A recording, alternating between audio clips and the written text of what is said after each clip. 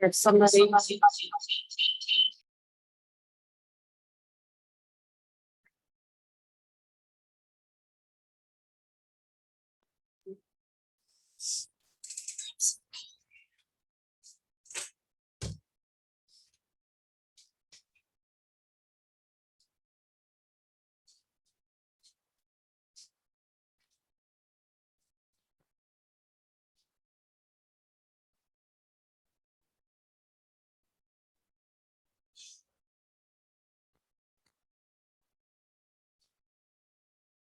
Like getting off.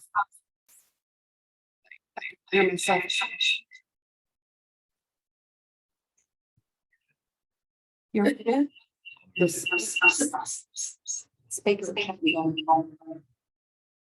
Bear with us. Do it. Try again. There it went. We're having feedback at home.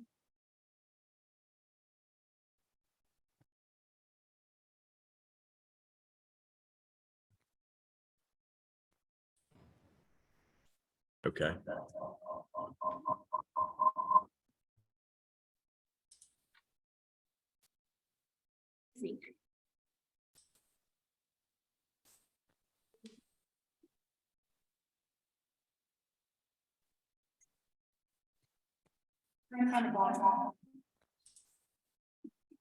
Been muted. Or... I'm not. Okay, we go ahead and mute.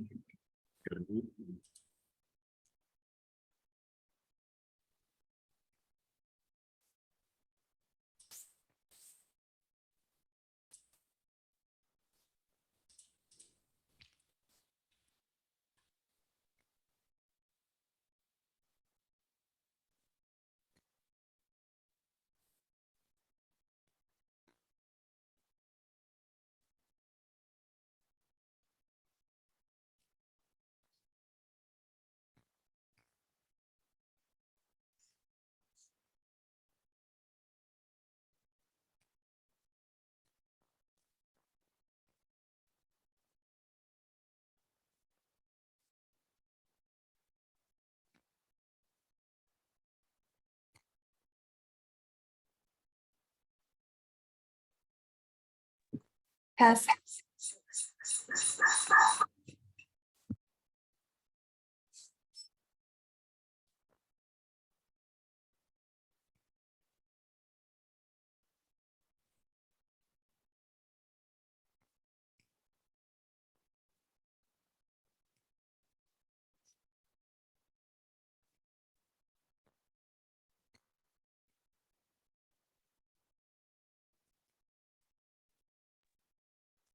Apologies to those at home. While I get this sound system figured out, we're gonna have to mute y'all. But please pay attention to the PowerPoint and we'll get you caught on as soon as we can.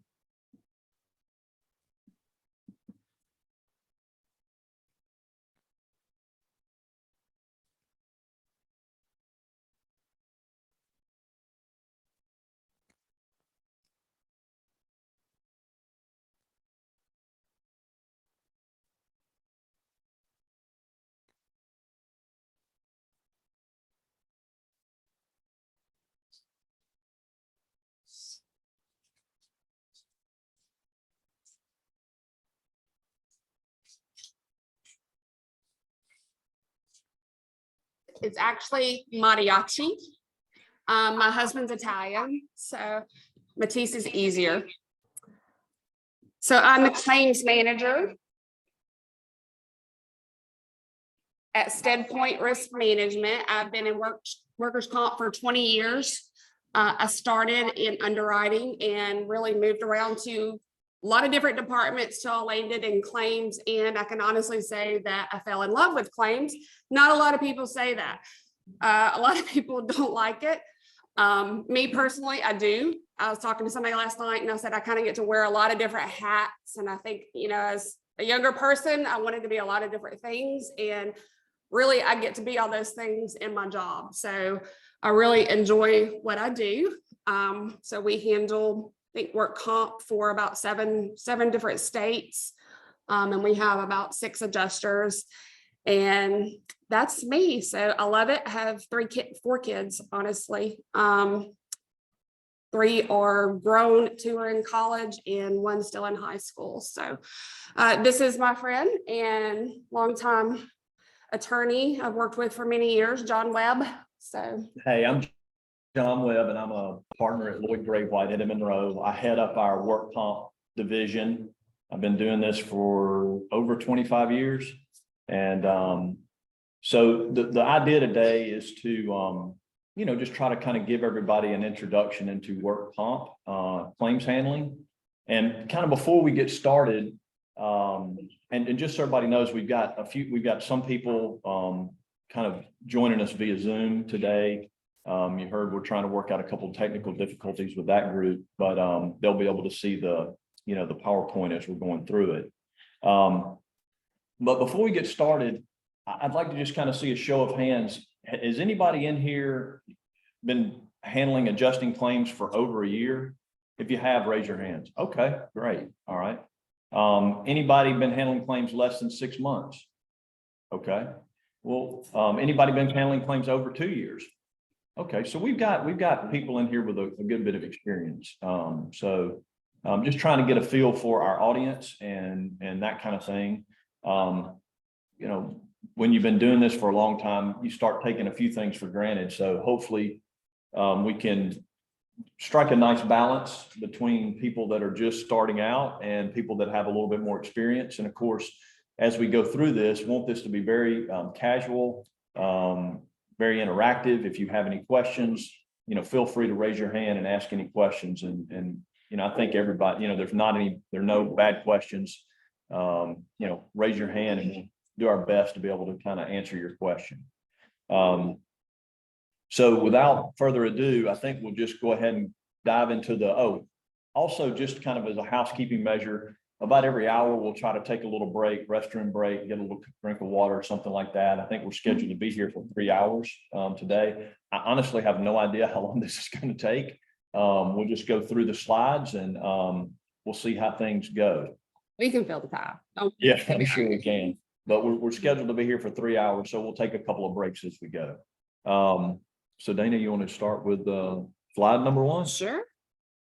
And I'm going to let you kind of on the claim handling forms. Yes. Okay. So I took a little different approach. I told John, we kind of met and said, what are we going to do here? And how are we going to talk? I've reviewed previous stuff in the past. And I guess this is really supposed to be Alabama and adjusting 101. So we're going to talk about adjusting, and then we're going to incorporate Alabama into that and what you do. So for our newer people, hopefully this will help you guys. And if anybody is just, totally new at all, maybe you haven't even handled claims at all, maybe this will be very beneficial to you. So really this is starting handling a claim from start to finish. And this kind of goes over, this first slide goes over the initial claim reporting and setup. So basically your reporting requirements to the Alabama Department of Labor when you receive a new injury. So employer's first report of injury, when you receive that form, you are required to report all lost time claims to the state of Alabama. Those are reported via EDI. Now, if you've been doing this at all, those are dreaded words. And I understand that completely. And Alabama's conversion last year to the 3.1 system has just been such fun for us all, but we're working through it. And I know everybody else and other companies are too, and trying to figure it out. Med-only claims are not required to be reported, which is great. So you do only have to report those first report of injury via EDI. I can't really teach EDI. That's a whole nother day and just a miserable topic in itself. So due to the Department of Labor 15 days after the date of the injury or knowledge of the injury by the employer. So that is when that first report is due via EDI. The former combination supplementary and claim summary form. So now that is really what we're going to call a SROI. It is the second report of injury, and it is the start of the initial benefit, or as we would call an IP. So the IP, when you start TTD, is due. Formerly, it was the combination supplementary form. Now it is called a SROI IP. So we're just using a lot of little words and acronyms together. So it is required upon making that first payment of compensation. It is due to be filed with the Department of Labor within 10 days via EDI. It's due if litigation is filed. It is required if a claim is denied, you must provide a reason for denial. So there are denial codes you can file in 04 showing that the claim was denied. You are also required to send a suspension, we call that an SX, when the termination of benefits upon terminating those benefits. It is due to the Department of Labor within 10 days, showing the type of compensation and amount paid. You are also required to provide a PY, which is a settlement, if you settle a claim. So that is a brief, very short, not covering it all overview. My reference is, if you're very interested in learning about the EDI system, the state of Alabama does have a website out there. You can go to that and look at the EDI matrix they have set up under their system. If you look at the matrix, it's doesn't make a whole lot of sense, but it'll tell you what is due and when it's due. And so I would highly recommend, you kind of go and review that. You do have to submit changes. If you have a change in a social security number, a name change, anything like that, you have to submit. All of that stuff has to be submitted electronically now under the 3.1 system. So this is the best overview that I can give you, shortened, of EDI. So I've had a lot of experience with it, with our IT department and helping to build our system. I've had a lot of communication with Peggy and Erlene, and if you don't know them yet, you will. They will be no short of picking up. Erlene will call you and her about Dana. I'm like, hey, Erlene. So she'll work with you though, so work with her, she'll work with you and she'll help you get it figured out if you've got some type of problem. Do know that on the EDI, if you report it as a lost time claim, but you never send that SROI IP saying that you're starting TTD, then you are required to send them an update of that claim and that status every 45 days. So they call that a BM. I don't know why. I wish they would call it something different, because we walk around all the time. A BM is due. So it's just very awkward for us all. And then the other one is an SA. So it's due every 6 months while you're paying benefits. So if you start benefits, you have to send an SA every 6 months to the state of Alabama saying you're still paying benefits. So it's due until a suspension is filed. The next slide is basically just, there's a Alabama first report of injury attached to the handout. The only thing I really say, I think for on the attorney side of things, there's kind of a treasure trove of information in that report. And so it's nice to make sure that it is filled out properly, by the employer. One of the things that, if a case gets in litigation and it's assigned to me, one of the things that is helpful is just, it's something simple, but where's the employer located? What's their address? What county are they in?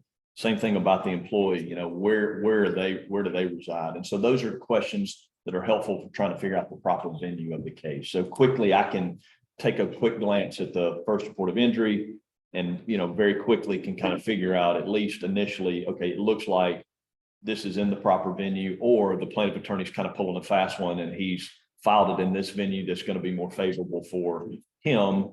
And it really should be in a more conservative venue that would be more favorable for us. So it has a lot of information on there that's very helpful. So that's really on my only real comment about the first report of injury, kind of from my end of things. And if a lot of you have been doing this for some time, you'd be, familiar with that report, but there is one attached just for the people that aren't and might want to take a look at that. And I would agree with that. I mean, they're pretty self-explanatory. If anybody needs or has any questions about the first report or filling that out, I'm, happy to answer any of that. There is also the body part nature of injury codes in here that you can reference, because I know in the first report, it has them put those codes. And we all know most of the time, if you have employers that are like self-insured companies are usually okay, but if you have employers, most of the time they don't know how to fill this out. So it's wrong to begin with. But there is those codes, and they're also on the state of Alabama website as well, that you can always go and find what codes to put for the nature of injury, body part, and cause of injury. So The codes are attached to the handbook. they are in these.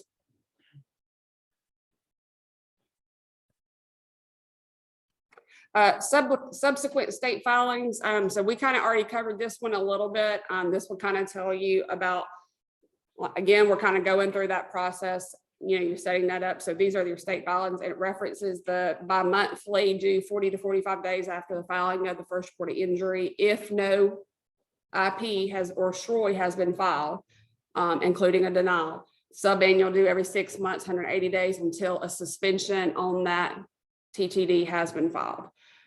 You are required in Alabama under the 3.1 system to do a final report, an FEN, at the time of closure.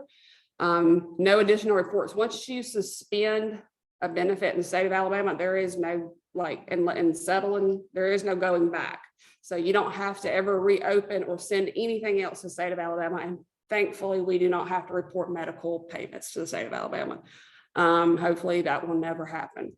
But we've already covered some of that. So that's not really much less there. Does anybody have a question on EDI or that first report of injury or anything like that before we move forward?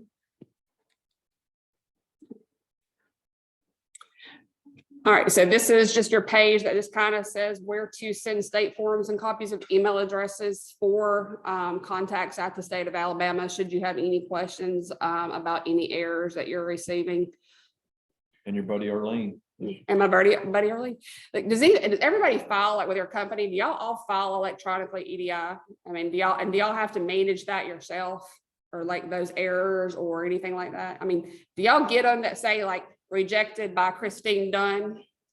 Has anybody ever got? Okay, I find them funny because I get them and I go, Christine Dunn rejected this, and I'm like, okay. It's like, why? It's so specific. All right.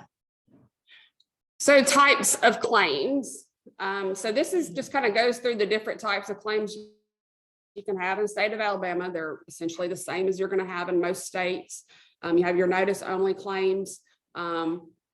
Basically, these are claims that are pending. The injured worker did not require medical treatment. Sometimes employers want to pay for that one visit and they don't really want you to open up a claim on them, but just put it on notice.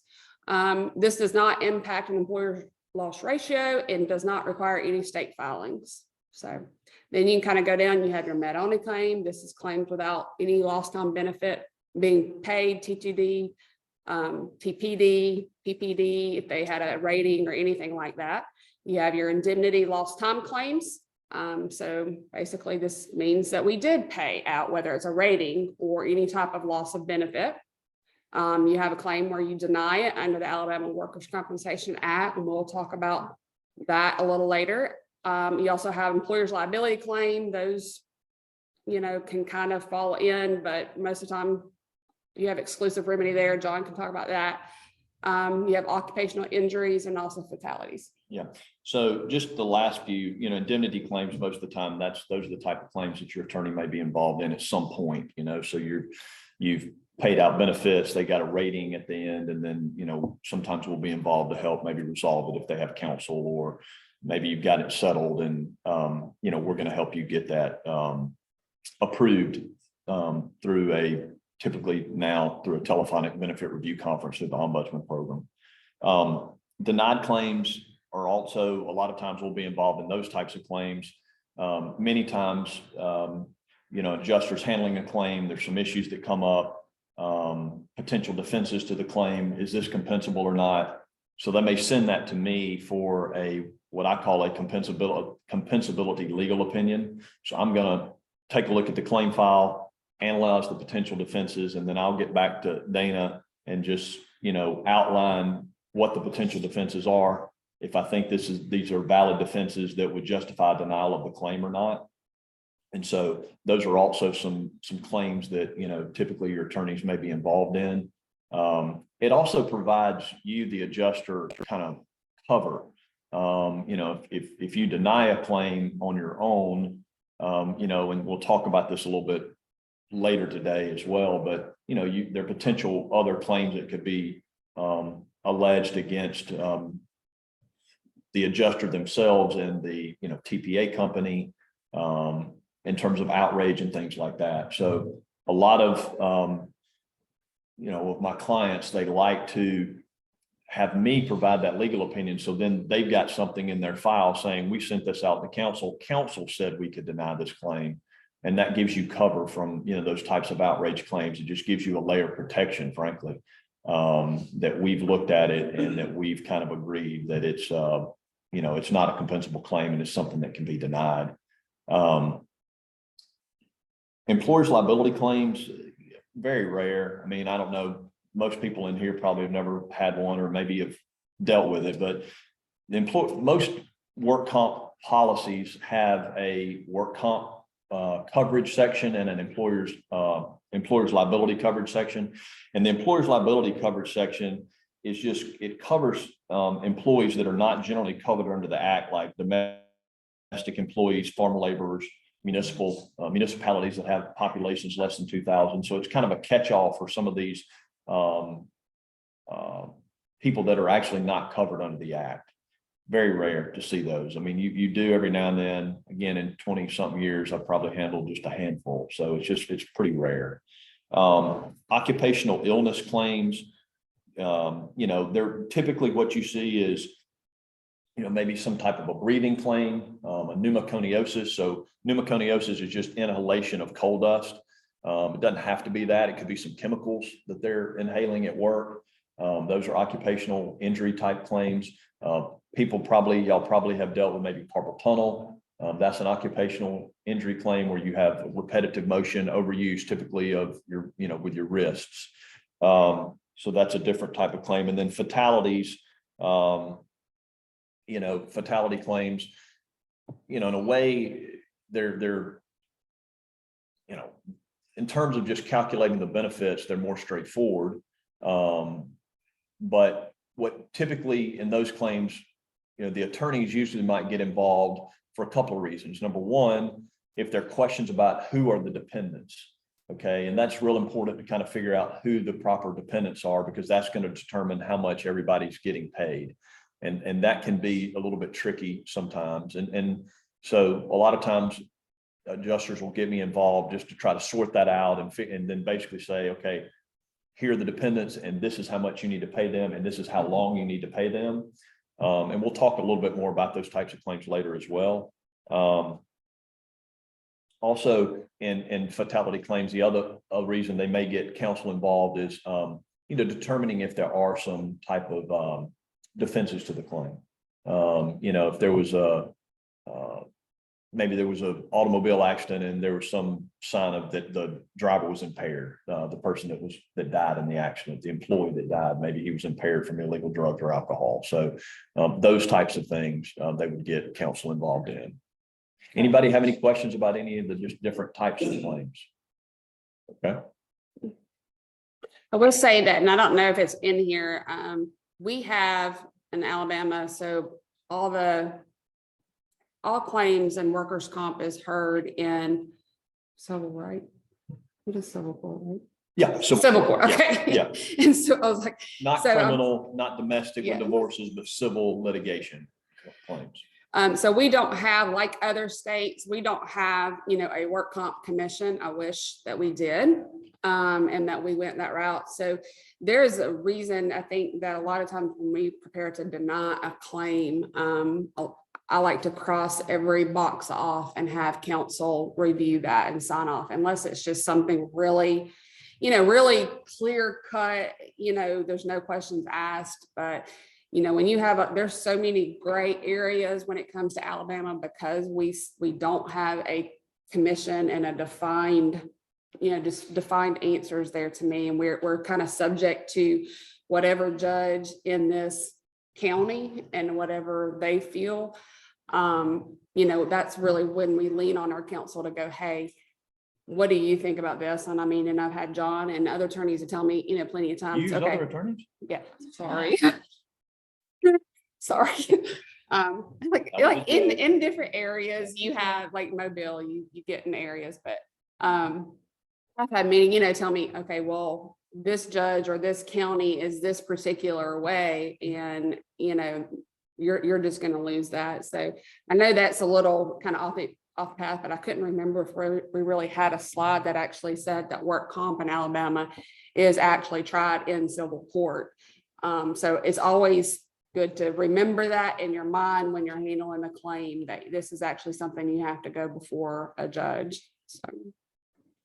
So the next slide is who is considered an employee, and it's every person in the service of another under contract of hire.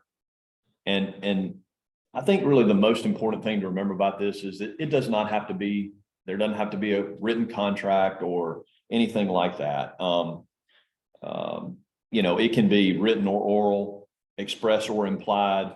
One thing that is pretty common, a lot of people that have been doing this for a while have the impression that if you're paid by 1099, that you're an independent contractor and you're not an employee.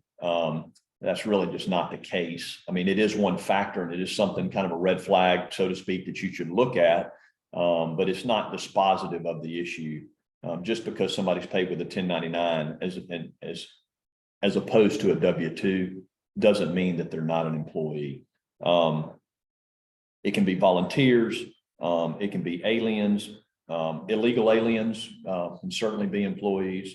I think that's more common now. When we were seeing more illegal aliens in the state, there were a lot of questions about that, but I think it's pretty common knowledge now that they can definitely be an employee. Just because they're an illegal alien doesn't mean that they're not an employee for the purposes of the Work Comp Act.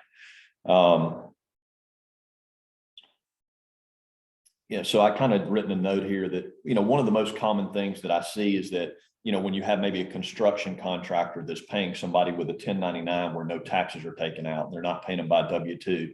A lot of times that contractor that is paying that employee by 1099, Dana's going to call them and they're going to say, oh, well, he's not an employee, so I didn't turn this in, or I don't have to turn it in, or whatever it is. But that's not the case. There are a lot of factors that are involved. So while the method of payment, whether you're paying somebody with a 1099 and not taking out taxes, or you're paying somebody with a W-2 and you are taking out taxes, that is one factor, but it's just one factor in kind of a list of different factors that you have to look at. And the bottom line is, it's the reserved right of control. Okay, so if you're telling that, all right, so I'm a general contractor and I've hired this guy to work on my job site. And if I tell him what time to show up, what to do, how to do it, I provide him all the paint or the whatever he's using, the tools he's using, that person is going to be an employee. Okay. The opposite situation would be if I'm the general contractor on a job site and I hire I subcontract out the painting of part of the building. And that I tell the subcontractor, hey, I just need you to paint rooms 1, 2, and 5. And they decide, that subcontractor decides when they're going to come to the job site, what kind of paint they're going to use. They bring their own paint brushes and sprayers and all of that. That's more of an independent contractor that may very well not be an employee under the Work Comp Act. But you have to look at a lot of different factors when you're making that determination. And again, that's kind of what Dana goes to, as we mentioned earlier, in terms of, there's some gray areas, and it's a lot of different factors that you have to look at. So sometimes that's a time that you might want to get an attorney involved to kind of assist with that. So Does anybody have any questions about the employee, you know, whether somebody can be an employee? Or any of those issues? Okay. Mhm. All right, who's considered an employer? An employer is defined as every person who employs another to perform a service for hire and pays wages directly to the person. You know, rarely do we have you know, does this come up to be an issue? You know, I'm trying to think of anything right now where somebody wasn't deemed the employer, but it's nothing's coming to my mind at this moment. So it's just something that we typically don't have problems with. But that's, you know, it's the person that's paying them to do the job. And the biggest thing you might can say, like going back to the 1099 contractor issue, when you have a worker who's on a construction site and you've got 5 different general contractors that are operating that. And a lot of times you may see suits that are going to go, well, I'm kind of working for all of them. And you kind of say, well, who is that? But those are maybe few and far between, but I think sometimes they're also occurring more often than not now. I've had several situations, had one yesterday out of New York. So you won't get that one. Those must be the lawyer. The other lawyer. Yeah, you won't get that one. So, but it is a situation where they get out there and they're just hired to go and do all kinds of things on a site. And so there are multiple companies out there running. So the next slide is what types of employment are excluded from requirement to provide work comp? So I kind of mentioned this earlier when we were talking about an employer's liability, domestic servants, farm laborers, casual employees, municipal corporations where you've got towns that are under 2,000 in population. Those are kind of the people that are generally excluded, but they would be covered and picked up under an employer's liability part of the policy many times. Another way some of these people could be included under the Work Comp Act is if, you know, let's say you're a farmer, you've got a tomato farm and you've got 15 employees or something. If you go purchase that work comp policy and decide to cover your employees, then they're going to be covered. So, you know, that's what they're paying the premiums for. So I've had people call me and say, well, this guy's running a farm operation, but you know, he bought the policy, he's paying the premium to cover his employees, so they're going to be covered. So they're covering themselves, all they could have been excluded. And frankly, that's, you know, for example, for some farmers, you know, they want to be covered under the Work Comp Act just because there's less liability. You know, you're limited to work comp benefits as opposed to something outside of the work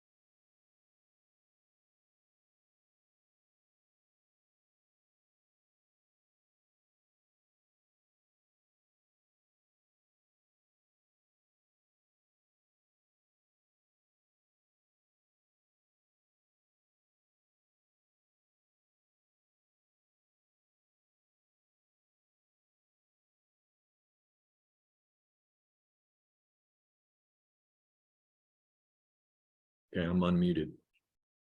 Can I hear you now? What's that? See if they can hear you. Can you hear us now? Let's see. Yay. Yes, okay, great. Apologies for the PowerPoint. We're working on things. Thank you. And the next slide is who can handle claims, and I'm gonna let Dana talk to you all about that. Me, I can handle it, Yeah, Like maybe. 15 minutes early. Yeah, that'll be good. So why don't we just go ahead and, like, we try to fix the technical issues and solve this. We'll go ahead and just take a break and y'all can get coffee and water and whatever you need, and we'll kind of come back 15 minutes. So 5 till 9, 9-ish. I have no idea what happened.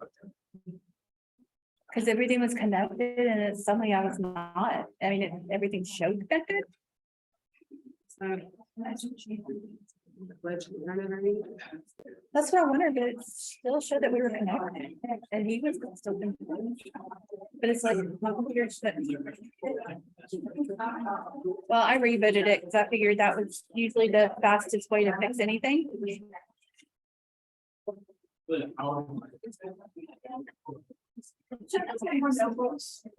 No, I don't think we do. No. I think what ended up happening is she made like 35 and more people that showed up. And also signed another up. question, where do we register?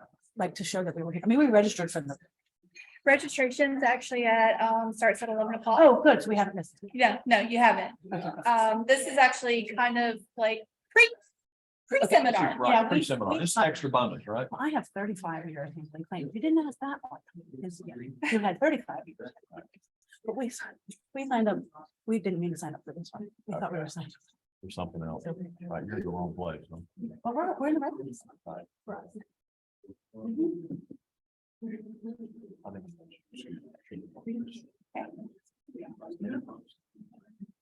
Yeah, let's start off teams. No, yeah, I'm aware of an issue. I'm aware if there's issues. Okay.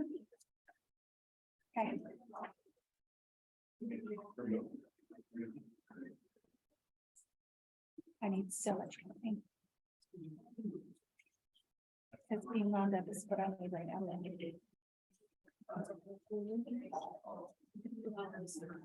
And I was just thinking, it's ridiculous. We don't need to be in here.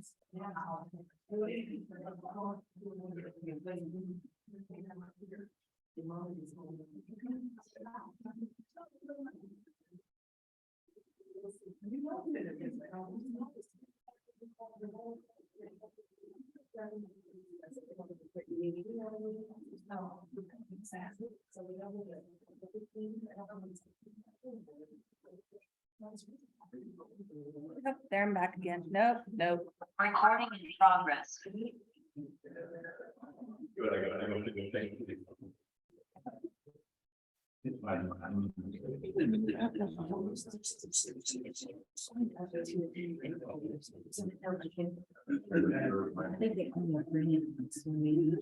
We had a lot more people come in. Okay.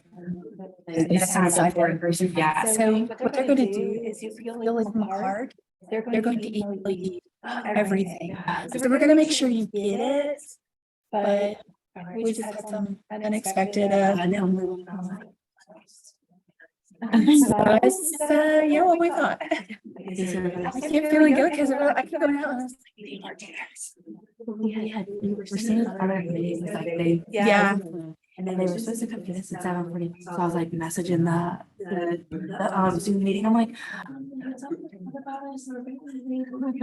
So when I walked in, I was like. But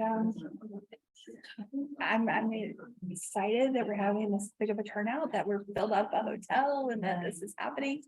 So, but it's just leading to some challenges. So thank y'all for being patient and thank you for keeping. But yeah, definitely leave your part up here or if a paper, so something.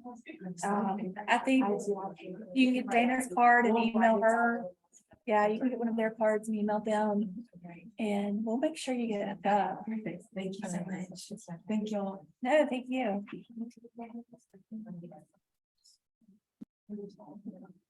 All right, can y'all hear now? Is somebody still at home? Can you tell me if you're hearing?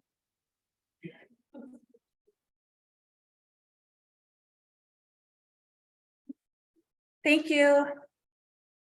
I think hopefully we've got the details back. Now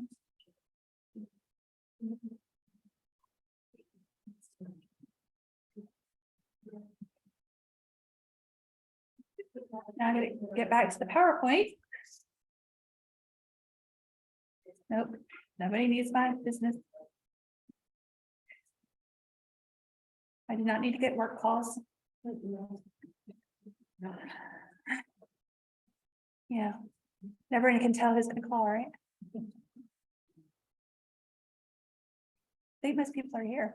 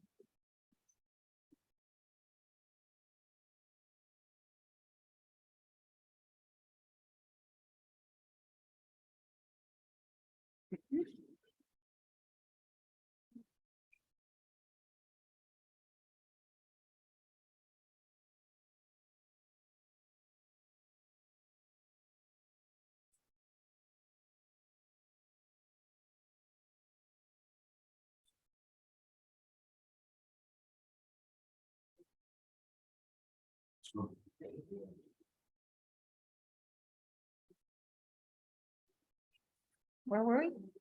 Who can handle claim? There it is, right there. Perfect.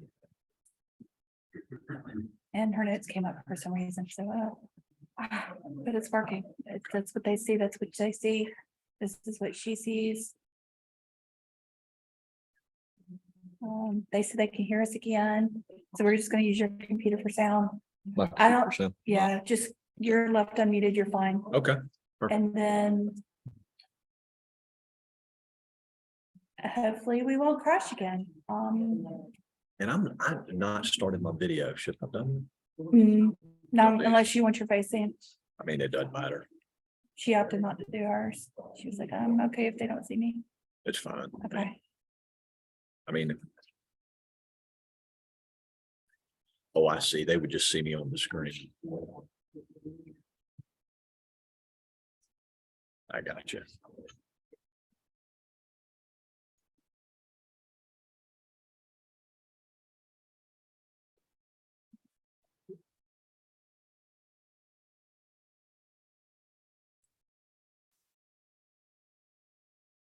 The chat's done. Things are done, thanks. Still the same, okay. Thank you, Tracy. I got some. Thank you.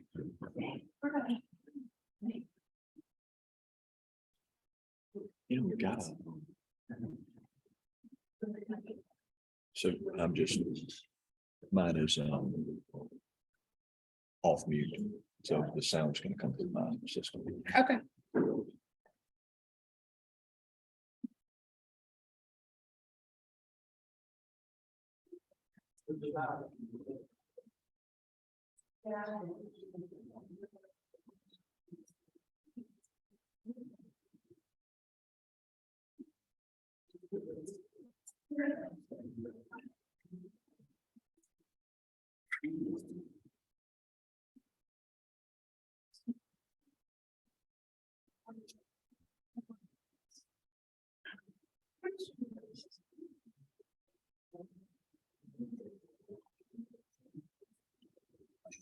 Yes.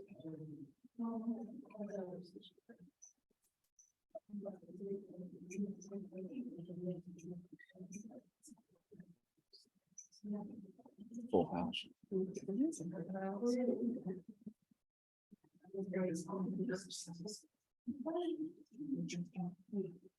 So where do you look? Okay. Yeah.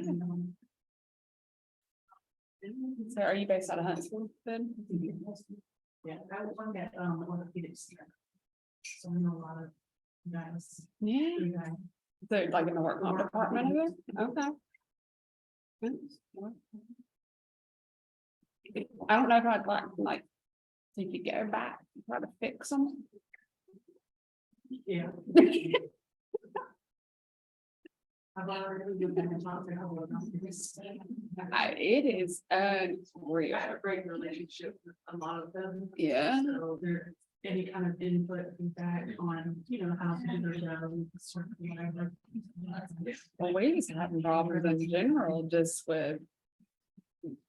Yeah, a lot of different things, so.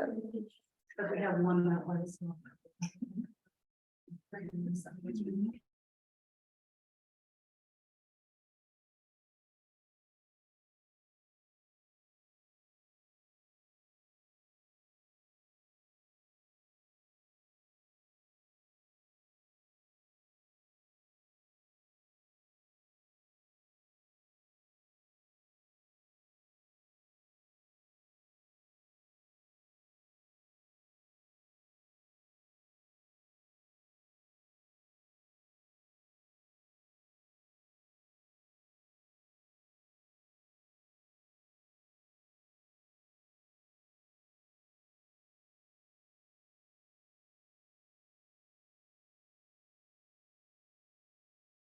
You ready?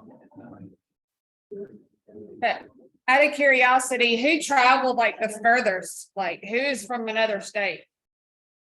Okay. All right, so That's a great. so who's like not in the southeast area? Okay, so where are you from? New York. Oh, okay, you win. Maybe I need, do you handle New York claims? No. Oh, okay, I was gonna say, 'cause let me talk to you later. I just got that hearing yesterday. That is something that amazes me is how y'all handle. I mean, I'm just trying to get Alabama straight. I mean, it's amazing to me how y'all handle multiple claims. I mean, multiple states. I don't know how you do it. So does everybody handle, who handles more than 3 jurisdictions? I know she said she had 5. So how many do you have?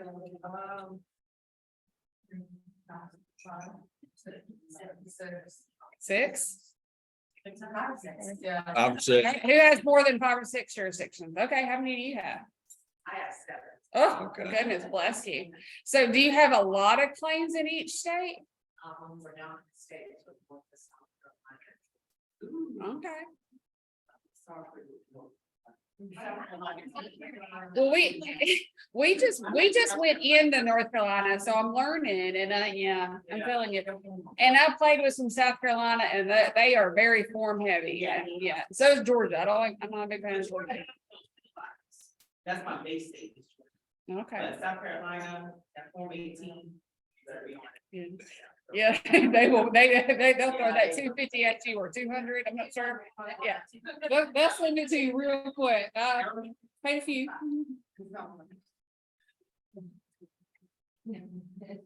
So I said, anybody handle Mississippi? You know, Mississippi, like Tennessee? One Tennessee. I like Tennessee. Yeah, I mean, like, I like Tennessee a lot. I think after handling a lot of different states, I guess the ones that I like some of the rules in Tennessee. I like being able to cut some stuff off. Yeah. And that's what I find Alabama too, compared to Georgia. With the cut and stuff off. Well, in Georgia, though, you get to settle like everything at any point in time. So I just look at people and I go, oh, they're gonna recommend the surgery. You want to settle? And they're going, sure. Wow. So, Well, let's Yeah. get started, get back started. So we left off with who can handle claims and Dana's gonna tell us about that. yeah, so I know there's some rules in Alabama when it comes to adjusters and licensing based upon who you work for. But if you are, working for an insurance company, I know that they, mandate that you're supposed to actually have the Alabama adjuster license, which you have to go through Department of Labor, take the test that includes, crop and marine and everything that has nothing to do with workers' comp, to get that license. And then I know you also have to have the 8 credits to handle Alabama work comp a year from Alabama Department of Labor or Insurance. So, but basically and you can get if you're out of state, you can get your license in your state, and then it can be reciprocated to Alabama. So if you are a non-state resident. Verify coverage within policy term, and I know that's something, Dana, that I think you're gonna look at, right? Yeah. So this, you won't see this a lot of times, in your self-insured industry. This usually, my time working at another company and handling a lot of different self-insured clients, this wasn't a big deal. But if you are working for an insurance company or TPA for an insurance company, obviously you're going to have to where you actually have to review the policy and determine if there's coverage.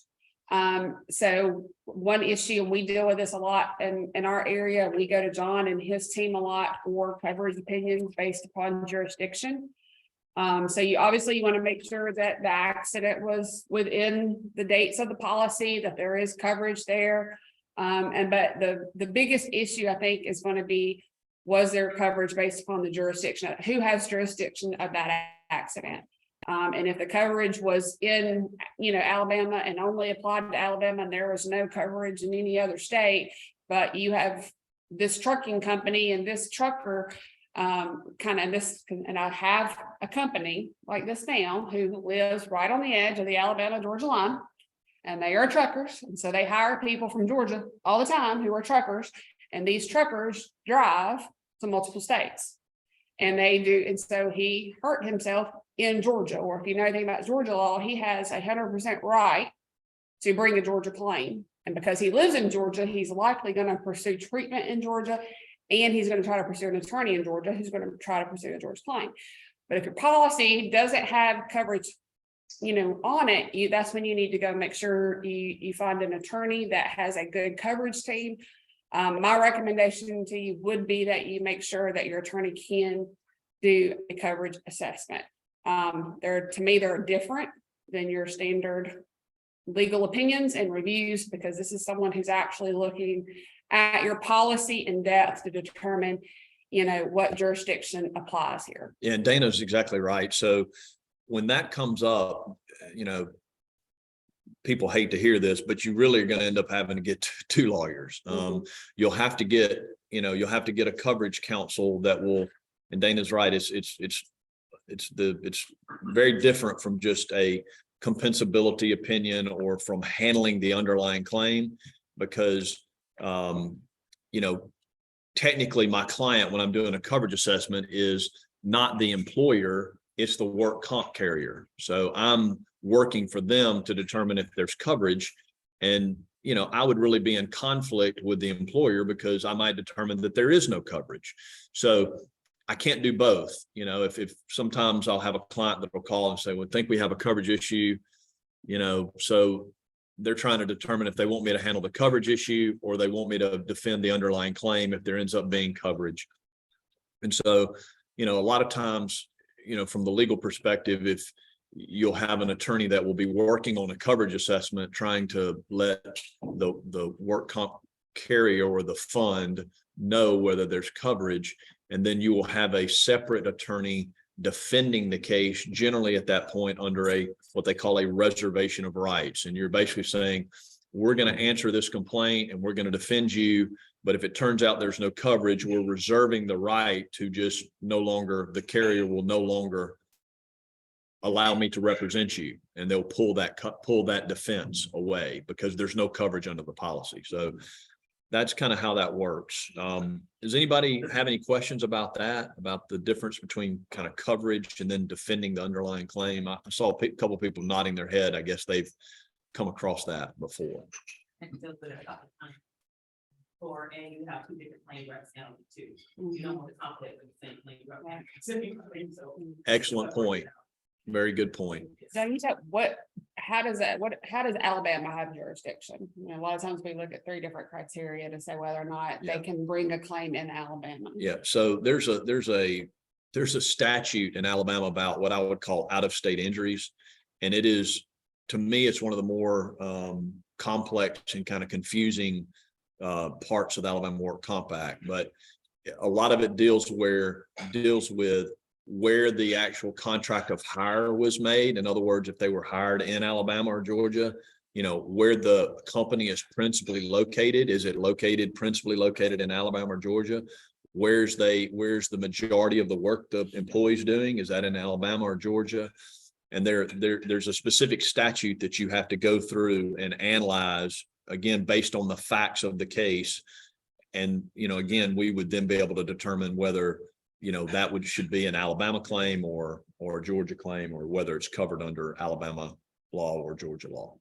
So for instance, you have an employer who hires an employee because they're in a job out in Kentucky, and they hire an employee in Kentucky to do work on this job in Kentucky. But we're principally located probably, you know, I mean, in Alabama. Their company and location is in Alabama. So you have where they only meet one of the three criteria. So I would obviously assign, you know, John at that point, but just because there is maybe jurisdiction in Alabama to bring an Alabama claim, obviously doesn't mean that they're not going to try to go for another state either, because most of the time you're going to have wherever they get an attorney, wherever that attorney is licensed to operate in, and they're going to recommend based upon the benefits and what benefits that they can seek and what state's going to be better for them, and they're going to pursue that. It does cause a nightmare. I had one claim, that particular trucking company. We handled it. They filed it as an Alabama. We handled it as Alabama. It passed the test, it passed the criteria for an Alabama claim. We handled it in Alabama for a year and a half. And it was a very extensive injury with, I mean, you know, pretty significant surgeries, multiple surgeries. And then after a year and a half, they decided to get and place it in MI, and we thought we were wrapping up and going to go with settlement. They decided to get an attorney, got a Georgia attorney, and filed it under Georgia. And so after a year and a half claim, we had, and Georgia had jurisdiction in as well. We had to change everything, and that was an EDI nightmare.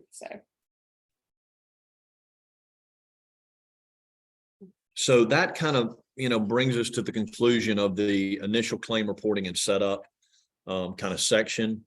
Does anybody have any questions about any of those topics before we kind of move on to kind of your initial investigation? You know, you've got a claim in and you've got an initial event, you're going to start kind of investigating that claim. Yes, in the back.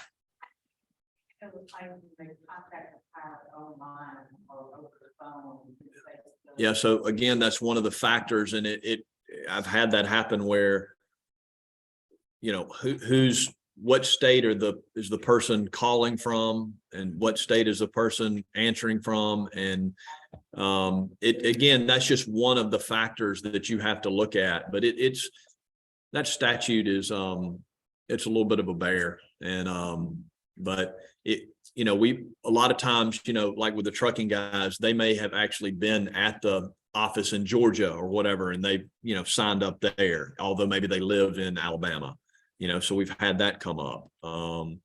But we do see a lot of times, you know, they're doing it kind of online through, you know, just email.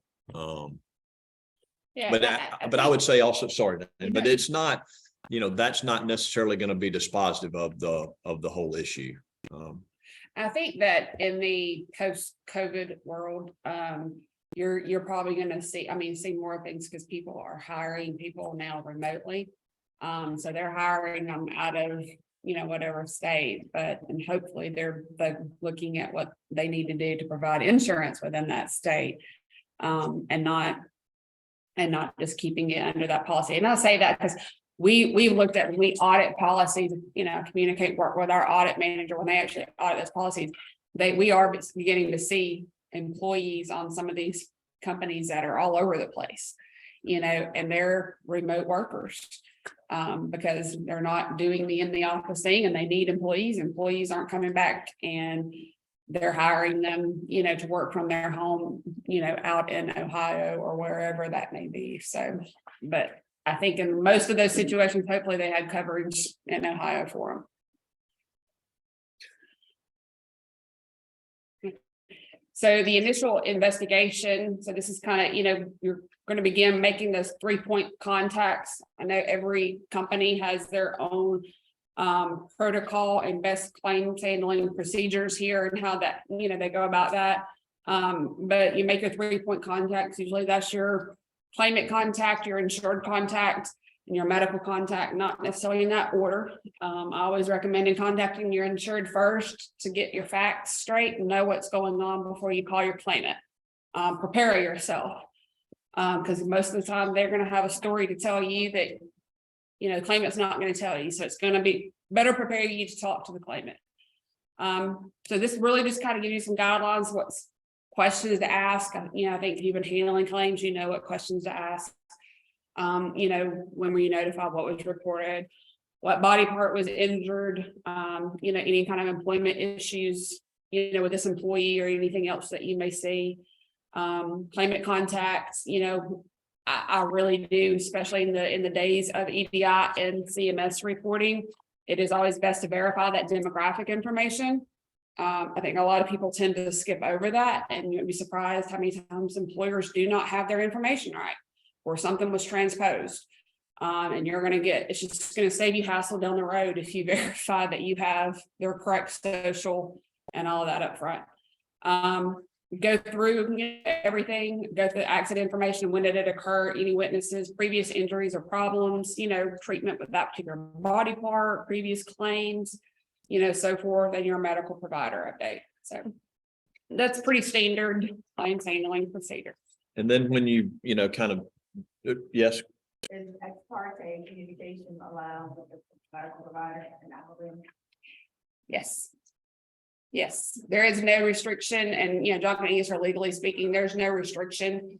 Now if a claimant gets an attorney involved, the biggest restriction that they may impose, that your plaintiff counsel may impose, would be on the case manager. If you have a case manager on the file, and they're going to say, we don't want the case manager to have any contact with the claimant or go in the room, but they cannot stop the case manager from going to that appointment and communicating with the doctor, nor can they stop us with communicating with the doctor. yeah. And so generally, what would happen is the case nurse would go maybe even before the appointment, 5 minutes with the doctor. Hey, doctor, this is so-and-so, this is what's happened, just kind of give them a little bit of an overview. And then at the end of the appointment, go in and meet with the doctor and just determine what his assessment was, what the treatment plan is, that kind of thing. So, yeah, they can't stop the case nurses from communicating with the doctor, but they can have privacy where no contact at all between the case nurse and the claimant, no contact while the claimant is meeting with the doctor. So you wouldn't be in the room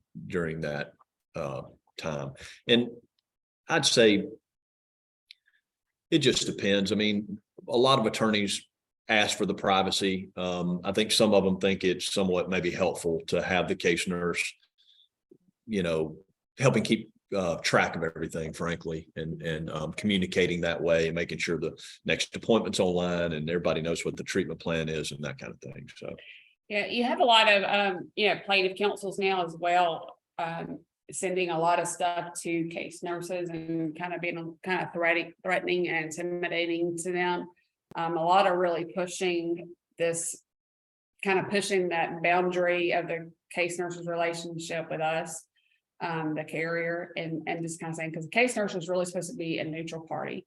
That's their goal, that's their objective, and that's really how they're supposed to introduce themselves to that claimant, is as a advocate for the claimant, not really for us. Though we all know that we utilize them a lot of times in that way. And we seek them to ask questions or to press the doctor on things.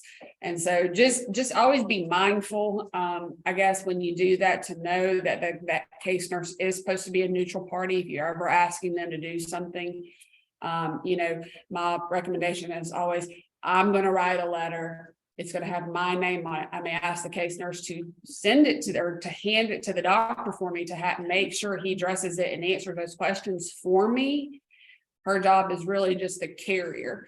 I don't really try to tell the nurse, hey, you need to go over there and you need to convince him to release this guy back to work, and release him back to full duty. You need to tell him, tell him this and tell him that, because I'm kind of going to be breaking those bounds of that neutral thing. And there are a lot of plaintiff attorneys that are just really looking at that right now.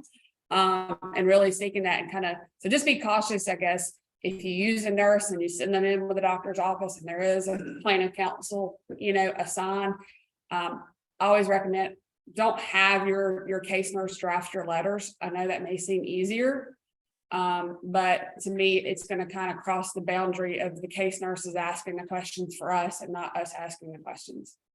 That's a really, really good point. And there are plaintiff attorneys out there that are just looking to make something out of a case nurse's relationship with the work comp carrier or the TPA. And Dana's exactly right, because I've defended outrage cases where case nurses have been sued. And they've got a set of code of conduct and rules and regulations. And if you go read all that, Dana's right. The bottom line is they're a neutral party, and they're really more of an advocate for the patient. What I tell all my adjusters is that I wouldn't tell a case nurse, particularly in an email, anything that I wouldn't want the plaintiff attorney to know or see, because and again, this is maybe getting outside of what we were talking about, but if you get sued for outrage and Dana says, well, I'm pleading advice of counsel, my attorney told me I could do that, which a lot of people do, and they should. Those communications, what's in your claim file, those emails that you're sending to the case nurse, the emails that you're sending to everybody are discoverable. Yeah. It's not like a work comp case where, those things are attorney-client privilege. Once you say, I'm pleading advice of counsel, we did this because our attorney told us to, then everything in your claim file is discoverable. A lot of people don't realize that. So if you get sued for outrage and there's an email in there saying, hey, case nurse, this guy's the biggest piece of crap, and he should have been at MMI 10 weeks ago, and you need to get in there and convince Dr. Smith to put this guy at MMI and give him a low impairment rating because I really don't like this guy. All that is discoverable, and you're going to get hammered in an outrage case. So just don't ever put anything in an email that you wouldn't. I tell them, look, act like the plaintiff attorney is over your shoulder while you're typing those emails to the case nurses or to anybody. Mhm. Anything that's in that claim file that you wouldn't want them to see, don't put it in your claim notes. Don't send an email out like that. As a recommendation from just being an adjuster, also being a manager, and with my adjusters, I tell them, hey, look, keep your personal relationship with their case nurse separate, because I know we have them.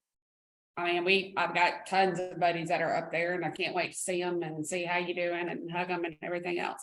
So, just keep it separate. I wouldn't keep it in notes. I wouldn't check in, how you doing? How was your weekend? That's going to go into a claim file that's going to potentially be discoverable. And if you've got a nurse that's putting things in there that you don't need in there, you need to talk to that nurse, and you need to tell them how you want it, or you need to look at somebody or talk to the rep or whatever, and go somewhere else if it's not fixed.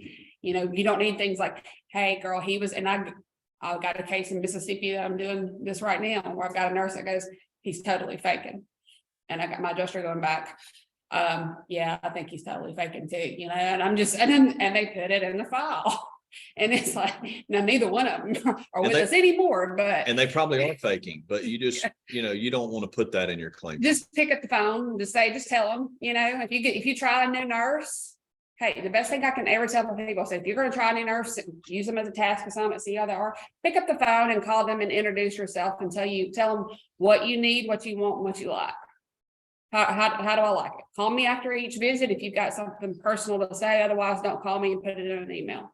I don't have time to chit chat after every visit, but if you've got something to say, that you want to let me know, not put even call me, let's do that. Let's not, put it in emails or anything like that. And it's different if there's a doctor that notes symptom magnification, or, there's a doctor's note that's saying that they're basically faking. I mean, obviously that's fine, but just anything that could be inflammatory to a jury that would, they wouldn't like, that you're treating this person poorly.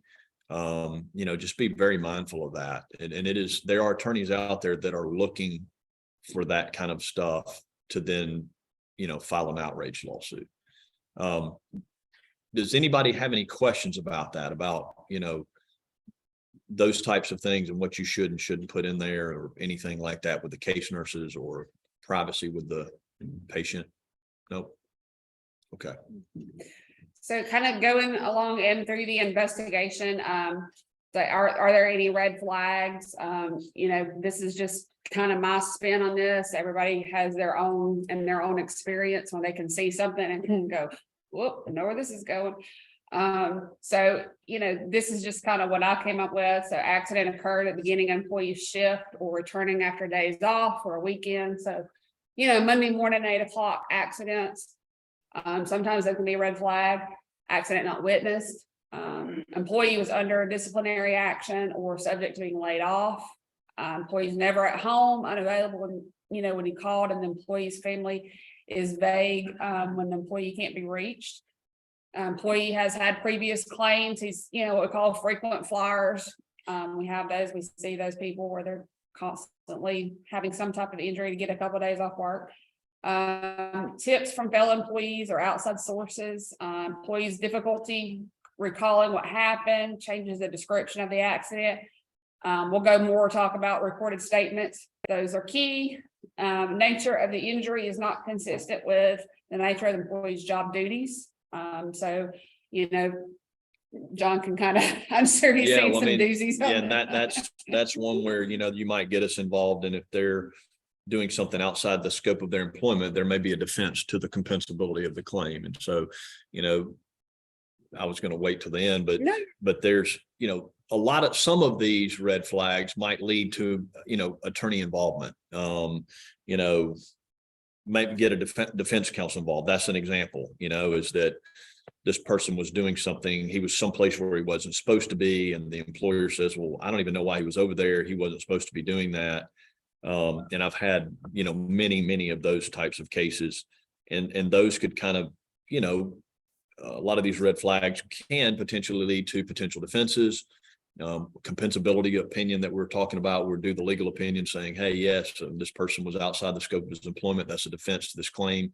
This claim isn't compensable and you can deny it. So anyway. You're good.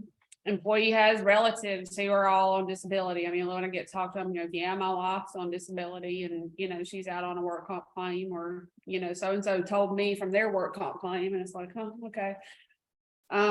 Employees early representation claim. That's, a dead giveaway. Employee is circumventing authorized treatment physicians, visiting emergency rooms frequently. We love those. They like to go around. Well, I was just in so much pain, I had to go to the ER. Employee avoids post-accident drug screens, which I don't know, you're not really have a whole lot of defense there in Alabama if you do that, but I think we have a slide on that. Yeah, later. we'll go on that. We'll talk about it more. But So yeah, there's just a lot of stuff. I mean, I have mine, and I can look at a claim and I can see a 58-year-old, or, in their late 40s. If you've got someone, let's just say if you've got someone with a shoulder injury or a back injury, even a knee injury that are in their late 40s, 50s, or 60s, I mean, odds are they probably had some kind of problem with it before, especially if they're in a heavy demand job. Doesn't mean it's not going to be related, and I don't mean to say that, but I just mean, there's a good chance out there. So when you couple that with the fact that he's only worked for him for 1 week, and then, other things, I mean, you've got the makings of a claim that you probably need to take a recorded statement on. So that'll kind of go into that. Yeah, before we next leave that, one. I mean, it's just common sense. I mean, your antennas go up when you hear some of this stuff, and it's just pay attention and be more, maybe inquisitive about it. Maybe you might ask a few more questions. And sometimes some of these things lead to nothing. I mean, there may not be anything to it. But there are times when, it does lead to some potential defense to the claim, and which can be helpful in terms of defending the case. But yeah, I mean, I think it's just keep your eyes open, pay attention to the claim, and you know, the longer you do it, the more you just get a sense for, you know, these types of things. So. And we'll go through, you know, a lot of the different denial defenses that you can have for Alabama. This is really just, you know, your recorded statement. Look, you know, everybody may have their own. I've gotten an outline I've provided kind of to my people, reviewed it with, you know, some higher up people from councils before, to just kind of go through there at what's a good protocol here for recorded statement and how to take one. You know, I love to sometimes like catch them in the act on recorded statement, but I've also had a lot of attorneys, you know, just tell me it's good to just keep it ethical and not be antagonistic, you know, in a recorded interview. But there is an outline in here that's drafted up if you ever need one on a recorded statement, if you've never done a recorded statement before, that has a lot of good questions in there. Always know your claimant ahead of time, or know as much facts, insured and everything before you go into that statement, and kind of have a list of prepared questions to ask. My biggest advice is don't be so like, here are my questions, and go through that list. Let them talk. I guarantee you, if you just keep it free and you have your list and you're going to go through that and make it, but if you keep it free and you let them talk, and if there's something to say, they're going to tell you at some point, because they're just going to keep talking. So just look through that and make a determination if recorded statement is needed, again, based upon your company guidelines. You may have guidelines that say if it's a back injury, that's an automatic recorded statement. I know companies that do that, or shoulder injuries or anything like that. And then just, you know, those red flags, and using those as your guide too, on whether or not you should do one. Any questions on that?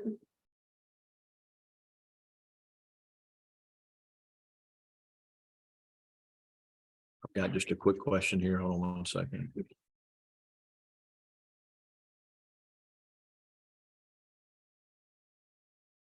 As far as the state of Alabama, there are really no rules or, you know, limitations there on taking recorded statements. The biggest thing, I guess, would be whether or not they have council representation. You would make sure you can't do that if they are represented. You would have to go through their attorney for that. Yeah, and it's a very good outline. And I think one of the things Dana mentioned, I just reiterate that, you know, go off script. I mean, first of all, you know, if there are key points that you need to, you've done, there's some red flags. So you've got, okay, well, you know, he might not have been in the scope of his employment. Well, you want to ask questions about that, right? You know, maybe there are two other topics that are kind of like, you know, this doesn't seem right. So you're going to want to kind of dial into those areas and just don't go by the script. And then also just listen to what they say, because it may not lead you to the next question. And I know a lot of this is just common sense, but it may not lead you. It's the same thing when I'm taking a deposition. You know, I need to listen to what they say, and then that may take me to two other questions, and then you can come back to that and then keep going methodically through your list. But listen to what they say, and then allow yourself to kind of go off on these other little avenues, but then you can always come back. And the recorded interview, I would just say, from an attorney's perspective, they're kind of a very valuable piece of information. I mean, it is very valuable to have that information. You've got their story generally before they've gotten an attorney, and you'd be amazed how many times the story that's in the recorded interview is different after they hire counsel. And then it's a little bit different than what they originally told us. So that also gives us a sense for, you know, this person is maybe lying now about certain aspects of the claim. So I've got a question in the back. What do you recommend if you have a plaintiff's counsel that keeps interrupting your question and saying they don't feel that question is relevant? Well, I mean, I think I would, and it's hard. I get that. I mean, because the counsels, and that's something that, you know, most of the time I would say, in your experience, I mean, counsel's generally not going to be on the recorded interview. I mean, if they've hired counsel, they will be, but a lot of times they're not. But if they are, I mean, I think what I would try to do is just say, you know, you agreed to allow me to take this recorded interview. Please just let me ask my questions. And then if you want to ask your client anything after we're done, you're welcome to do that. But let me just complete my recorded interview. And, another thing that I wouldn't say, this is very, very rare, but you could also, if they're that disruptive and you just can't get the information that you need, you could ask for, say, hey, I'll send it out to counsel and they can do a statement under oath, where we can do a recorded statement under oath.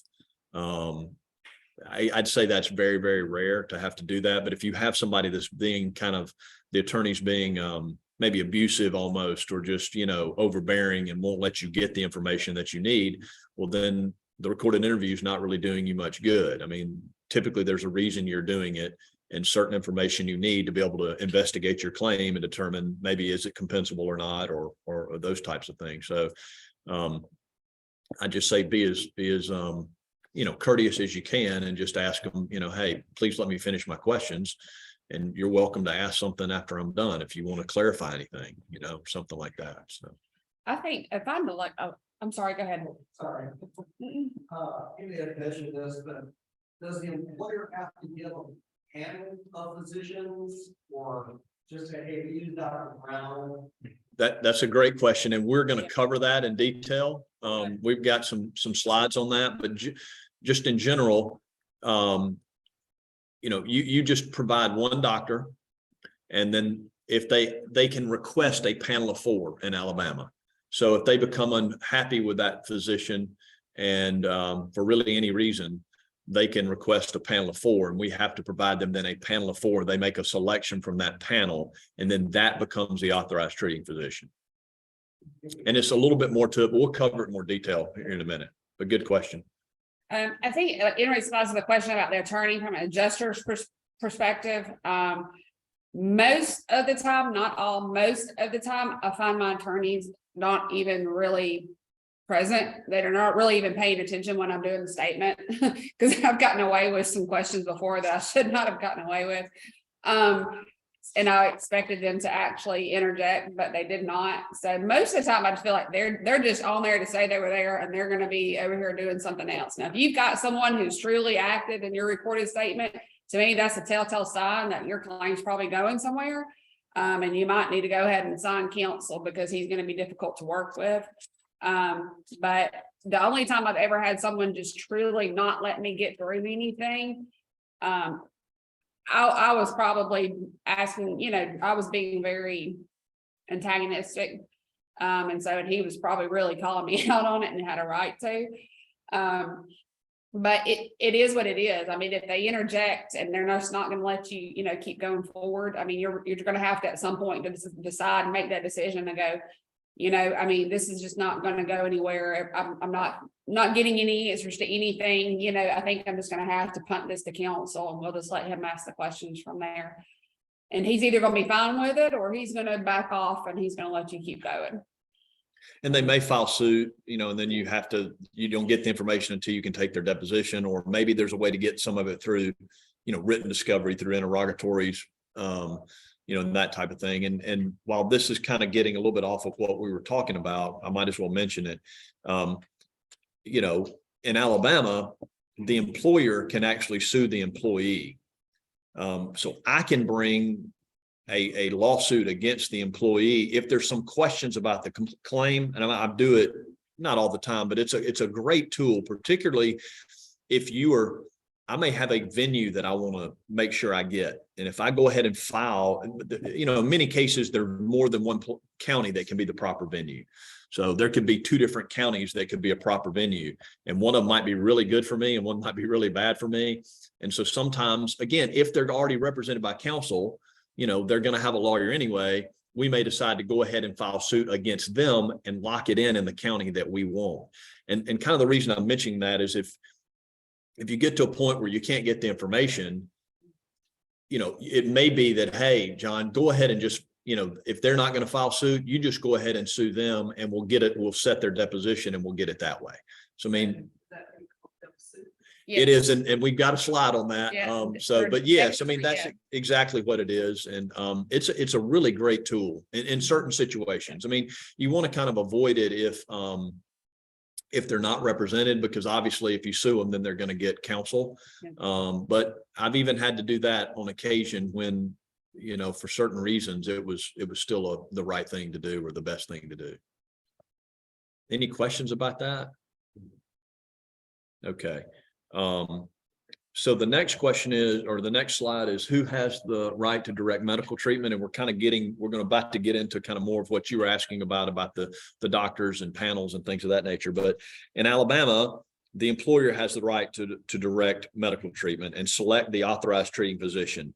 And I would say, and Dana can speak to this more than I can, but it's very important to have you a good list of conservative doctors that are familiar with workers' compensation. So if we get the benefit of selecting that doctor, let's make sure we select one that is going to be conservative in nature and is familiar with the work comp system and knows the work comp system. They know about case nurses. They know about MMI. They know about, you know, impairment ratings. They know about FCEs.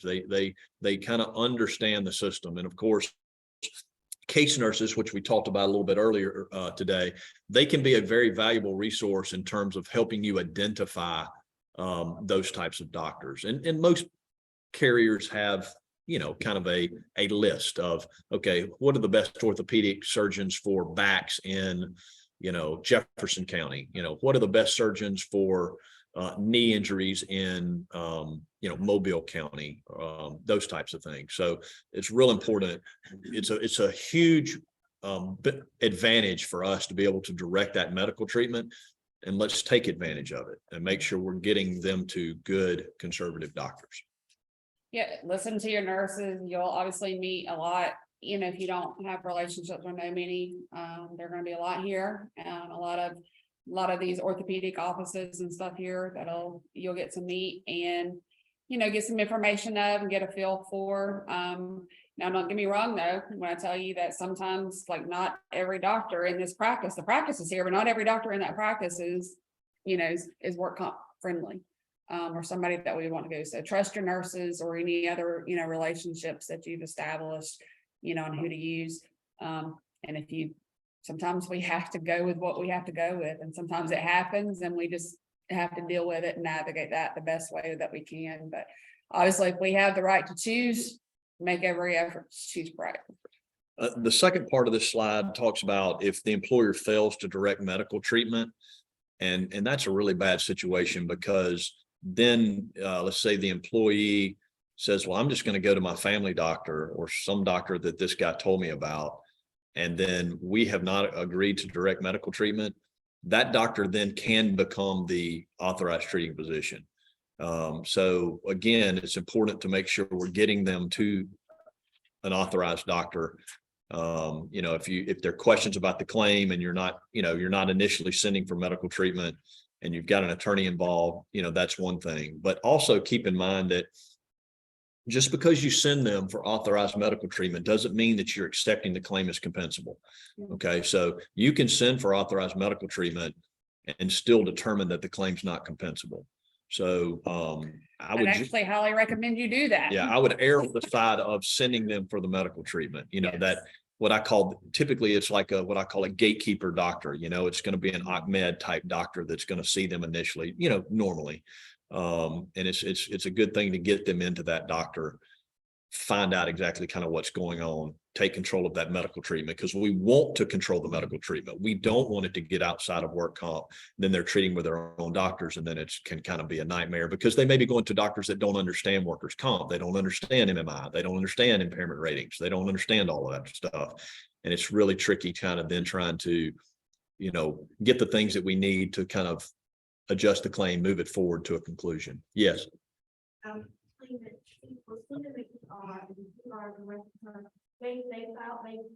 had it listed as a work comp injury, so they told her to follow up with the PCP. So she had been going to her PCP for the longest, and the employer failed to send us the claim, so it was filed late. So at that point, how would you handle it? Would you try to refer her to an authorized work comp doctor that? I would try to do that. I mean, is counsel involved? Not yet. Okay, yeah, I would definitely, I mean, because there's certain criteria that mean that this doctor could be the authorized treating doctor, the primary care physician, but I would certainly try to direct her to an authorized doctor that we want to use. If she refuses, then you may have a situation, you might need to get counsel involved. But yes, I would try to do that. And that's the situation you described is the exact situation that I'm talking about, where, they go to the ER, you don't know about the claim, the employer doesn't send them anywhere.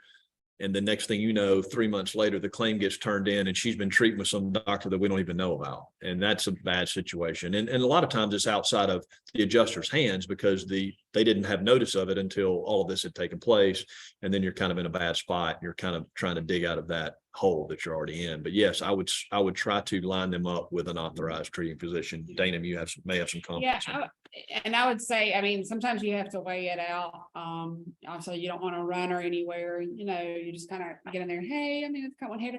If she's not with a specialist at this point, I would ask myself, can she be with a specialist or should she be with a specialist? Because if we're this much after, so then I would probably look to send in a nurse and potentially go into that appointment and go, well, you've been treating, because we don't want this doctor anymore. So you've been treating this knee for the last, 4 weeks, Carrier would like her to, potentially be evaluated by orthopedic. Could we get a referral? And then you get control without having to try to make her mad or anything. So there's a lot of different ways that I would try to see if I could get around that. Definitely would go to my employer, make sure they had a list of approved doctors in the area to make sure it don't happen again. So I know a lot of different plaintiff counsel have opinions about lists of doctors. But we have them, we send them out with our packets, here's a doctor's, when we send out our packets or the policies and the claim packet for Alabama, there's a list in there of doctors, that says, here's the first initial treatment doctors for them to go see, including the ER visit. But I tell people all the time when I talk to them and they go, oh, well, the ER referred me to ortho. And I said, well, ER is going to do that. If you walk in there with a knee injury, they're going to refer you to an ortho. That's standard procedure. That's what they're going to do. The ER is not an approved doctor. It was an approved treatment in that moment. This is your approved doctor. And this is where this is where we're going to send you. So. You've got a question in the back. So you have someone that lives in the very rural areas, Alabama have a certain distance that they would be unreasonable? Excellent question. Very good question. No, the short answer is no, there's not there's nothing in a statute or anything like that says it can only be 30 miles away or 60 miles away. What I tell all the adjusters is I try to use just a reasonableness standard.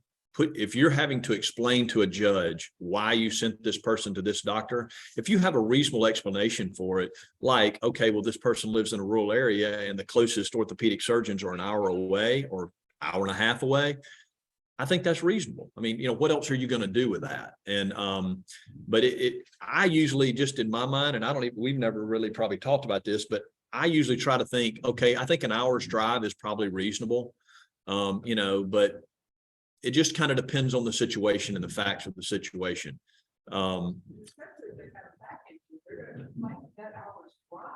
Yeah.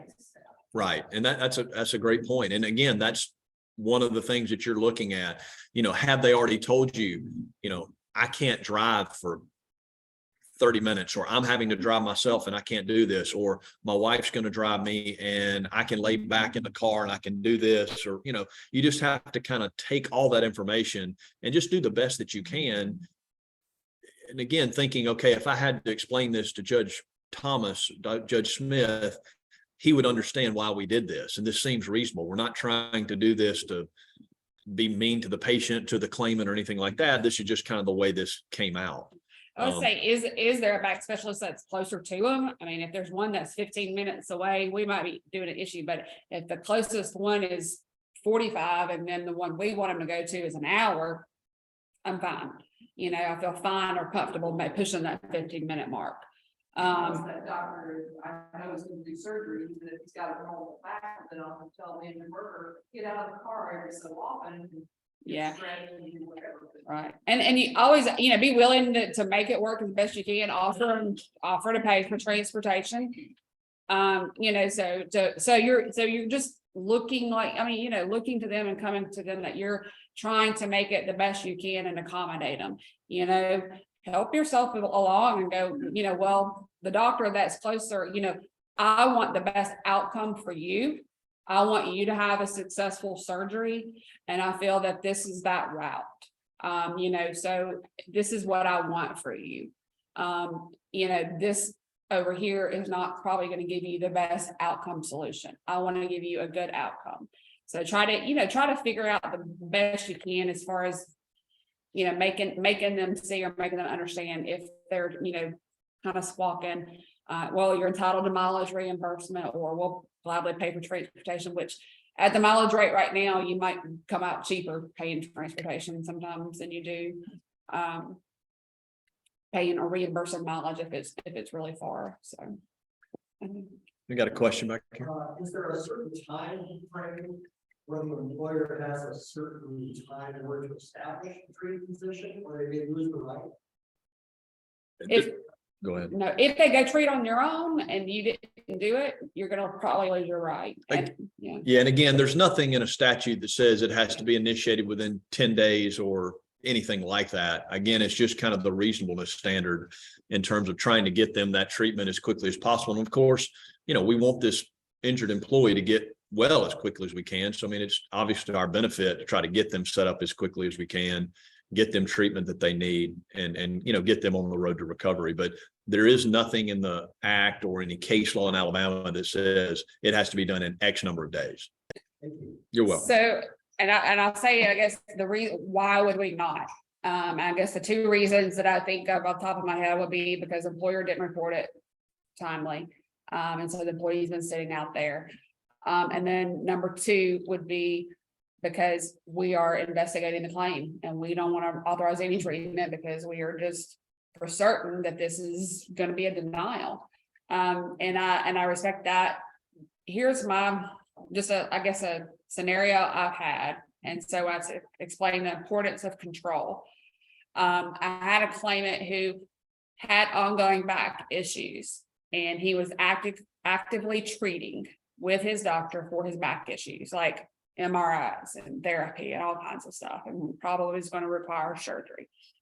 So he was working for an employer who shall not be named. They are a municipality, and he was just tweaking a little bolt on a tire, and he tweaked it. And he said when he tweaked it, he tweaked his back. Now he just had his MRI the week before this accident. Employer knew that, and one would say, "Yeah, no, we're not paying for this. I mean, you already hurt your back. You're not doing anything. We're not going to pay for this." And they told the adjuster because it was, you know, they're self-insured, so you know, a lot of times we're at their mercy. So he said, "Nope, you know, we investigate it, get the recorded statements, get this denied. We're not going to pay it. You know, our attorneys will sign off on it." And they did. And so they did, and nobody paid for treatment for this guy. They didn't just send him down the road to go be evaluated and let that doctor say that it's not related and he had a pre-existing condition. Now the evidence was there, like you had it all. You know, that it was pre-existing and he had a problem. But because they didn't do that, he went to his own doctor. He had surgery. He was hospitalized. He had multiple surgeries, ended up in a wheelchair. And he became a total PT case. Filed suit against the employer, claiming permanent total disability, multi-million-dollar claim. And we had to defend, but here's what we did not have. When we denied the claim, or they denied the claim, I inherited this wonderful claim. But the previous company denied the claim. And when they didn't, you know, but there was no medical causation by any of our doctors in the file. But there was on him. He had tons of medical doctors for him to say that it was all related. And we aggravated his pre-existing condition, even though it was only, I mean, he was actively treating. They said he got to choose, and he had all these medical opinions say that. And we ultimately had to own that claim with, I mean, like, I think the bills were over $800,000 and PT in itself was over $1 million. So, you know, yes, we ended up all settling it for lump sum, but it became a very long and expensive thing just because there was no initial medical opinion or if you're that confident, then go send them to your doctor and let him assure that. So, and I know we're kind of talking about this where it says, when you deny a claim, you really want to look at two different, you know, you want to look at medical causation and you want to look at like legal causation and denying that claim and kind of make sure you have both when you do that. Well, in that example, you know, again, and this happens a lot where, you know, the right thing to do would probably be just go ahead and send them to an authorized doctor and let that authorized doctor say, no, this is not related. You know, he had you've had situations where maybe there's even been an MRI done before and they say, oh, on the MRI, it shows this. And then now it shows the same thing after this alleged injury. So it's not related to this accident. It was a pre-existing condition, for example. And so then you have a legal, you know, you've got a medical opinion in your file that you can rely on in terms of saying, okay, this is not related to this accident. And then when, you know, the guy's going to go to his own doctor after that anyway, and he's going to have surgery and his own doctor may say it's all related. But when I go try that case, at least I've got my doctor's opinion that I can at least rely on. And that's an important part, just bigger picture is that, you know, the judges are not bound by what our doctors say. I mean, they can go get another doctor of their own to say whatever they want. And so, you know, but at least I would have that opinion in my file and I could go depose that doctor and I would have that evidence to present to the judge at trial that we say, and this doctor says that it's not related. But in that situation, you really have nothing. So like she said, then she had nothing in her file saying it wasn't related. Well, then you go depose his doctor and he's going to say, oh yeah, it's definitely related and it aggravated the condition. And I think this all relates back to the accident. So then you're at trial, you really have no evidence to support your defense. So, any questions about that? Okay. What if a claimant refuses to cooperate with the authorized medical treatment that you're providing? And, a pretty important tool that you can use is that you can suspend temporary total disability, so TTD benefits, while there's a refusal of reasonable medical treatment. So if you've told somebody to go to the doctor said, okay, well, you need to go to physical therapy for 6 weeks, and they just won't go to therapy.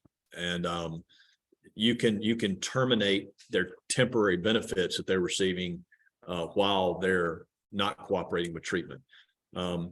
Now, I think you can be overly aggressive with this, in my opinion. I mean, somebody misses one physical therapy visit and people are like, can I cut the TTD off? Well, technically you could, but I think it's short-sighted. I mean, again, it goes back to what we talked about that reasonableness standard. I mean, if I have to go in front of a judge and explain why we cut the TTD off, I don't want to have to say, well, yeah, judge, they missed one physical therapy appointment, we cut off TTD. And it turns out it's because, some very legitimate reason that they couldn't make it to the appointment. So you typically with those things, you want to see a pattern, of somebody not going for a week or something like that. And then, generally then they're not going to keep going, and then you can cut it off, and that usually gets their attention. Then they usually start going to physical therapy when they're not getting that check. And then you would obviously reinstate their TTD once they become compliant with the medical treatment that we're offering. Always give them a warning. Yeah. I mean, tell them this is gonna happen if you don't do this. I mean, don't give them the opportunity to stand for doing it. I mean, I didn't know that. And I've had car problems and I've had this and I've had that. And I mean, just be the person that you can stand for. I'm giving him every opportunity, Judge. I've done everything. They have car problems. You're gonna have to weigh the risk out to go, is it better for me to provide transportation to get him to these appointments to complete this treatment? Now, there's no requirement under the law in Alabama that says that we have to provide him transportation. None. We don't. We do have to pay mileage. Right. which is the next slide. But you're gonna have to make that decision, and yes, it's gonna make your cost of your claim go up, but it's going to drag your claim out. So if you're paying TTD and you're paying anything and you're trying to get him an MMI, give him a ride and get him there. Yeah, You know, I mean, just give him a ride. I Make it happen. totally agree with that. I've got some, carriers that are very adamant about, and they're right. There's nothing in the act that requires us to provide them transportation. But if this guy, and I know you get burned sometimes and they're lying or whatever, but if the person's car's broken down or they really can't get a ride or whatever the reason is, really, I mean, it's to our benefit to make sure they're going to these appointments so the claim continues to progress and they continue to get better and they're placed at MMI and the doctors can get them through whatever treatment they're trying to provide them. So I'm a big proponent of providing transportation. There's some situations where you can figure out during the claim that maybe they've lied to you and maybe there's an outlier where you don't want to do it. But 9 times out of 10, I would heavily lean in favor of just providing the transportation because that keeps the claim moving forward and they get better quicker. Yeah, the law says that it is to be construed in favor of the claimant. Automatically, you're walking into any courtroom, being, like they're favored. We're the lesser when we walk in there. So do whatever you can to make yourself look better. When you walk in there, it has to, and always view every claim like that's where it's going. Treat every claim that way. And just walk in there and go, Judge, I gave it every opportunity. I provided him transportation. I did this, I did this, I did this. And I mean, give them no ability to look at you and go, we weren't being fair, or doing the right thing. Yeah, and judges are sympathetic with injured workers. I mean, they Yeah. just are. I mean, and particularly if they show up for the hearing and they're on crutches or they're, I mean, the judges are just going to be sympathetic with them. That's just the way it is. So, We had a question from New York. Oh, that was the mileage rate. Excuse me? What's the mileage? Dana, I was going to defer to you on that. it's in there, but I want to say they just upped it. So I know it was like 58.5 cents a mile. So the mileage rate is up at January 1 every year. Did they up it to 62.5? So y'all have to pardon me. I know a lot of different rules, but I'm in like 6 or 7 states. So some of these I don't remember offhand. So mileage reimbursement, we do have to provide, if they're riding to these appointments, then obviously they're entitled to their mileage reimbursement.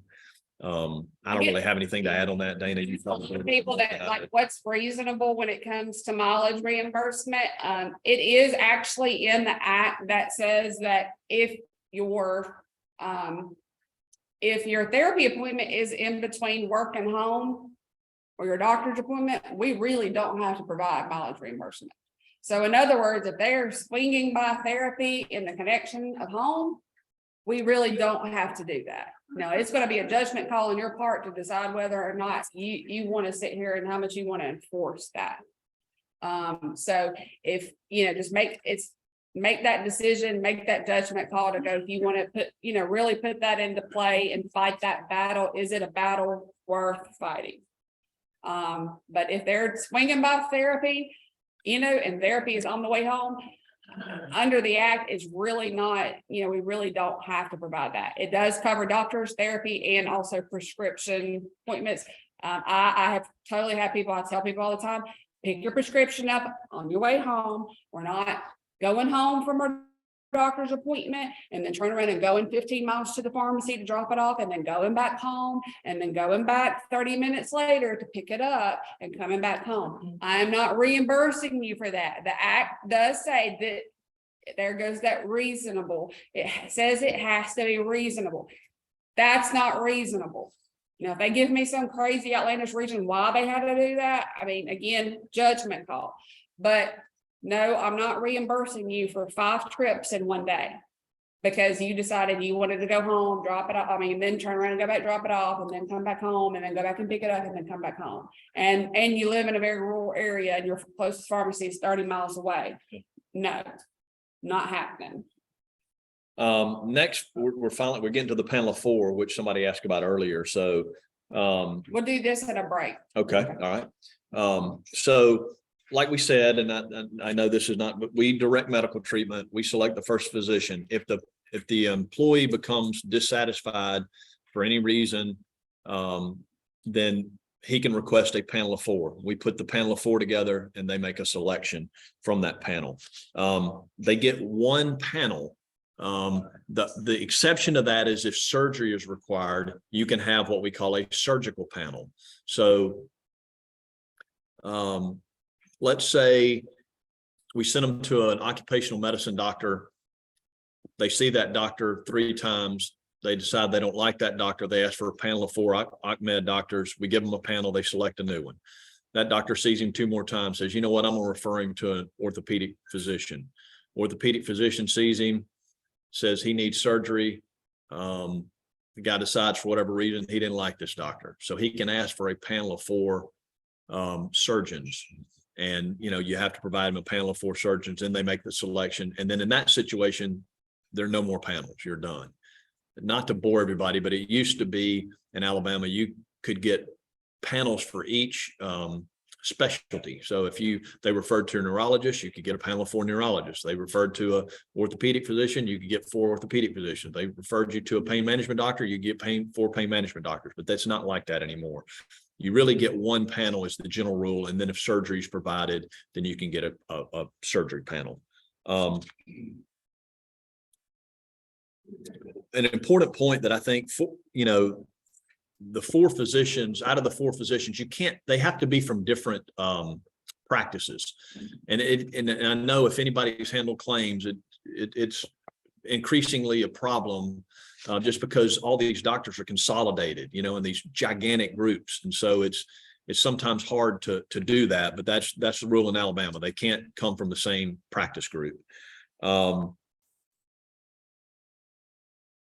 There's a mention here to confirm the selection of the panel doctor in writing, which I think is a great idea. And they give some specific, in this last little prong, some specific things maybe to put in that email when you're confirming it. And I think that's a good practice to do. So another issue that comes up, if there's if the authorized treating physician believes that they need to refer out to a specialist, they can do that. Generally, most doctors, because they're familiar with the work comp system, they're going to make just a general referral. Let's say they say, okay, this person needs pain management. They're just going to say he needs pain management. He's not going to say, I want to send him to Dr. Smith for pain management, which that allows us then, if it's a general referral to pain management, then of course we get to make the selection.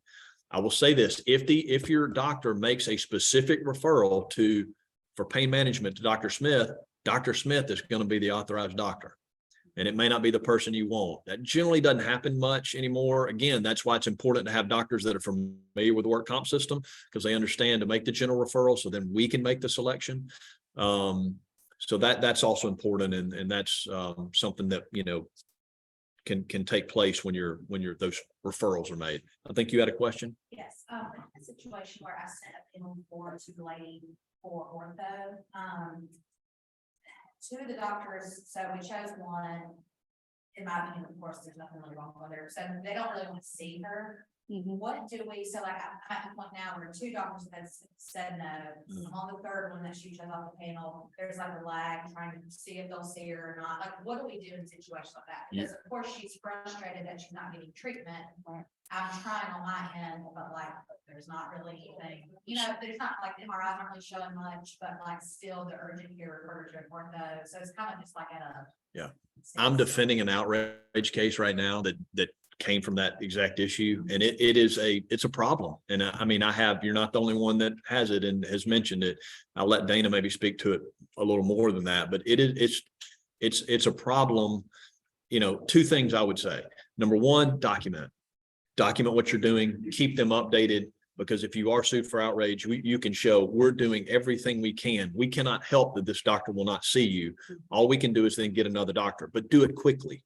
Don't let it sit there for 2 weeks or 3 weeks or a month, So do I have to replace that doctor on the panel for it? If she wants to keep going, you have to keep going. Yes, you have to replace that doctor. And it gets, the harder. Yeah. The harder, it gets harder and harder the more they drop off because it's just hard to find people. The second thing that, oh God, I had another, gone blank now. Document. Oh, maybe it'll come to me. Dana, do you have any?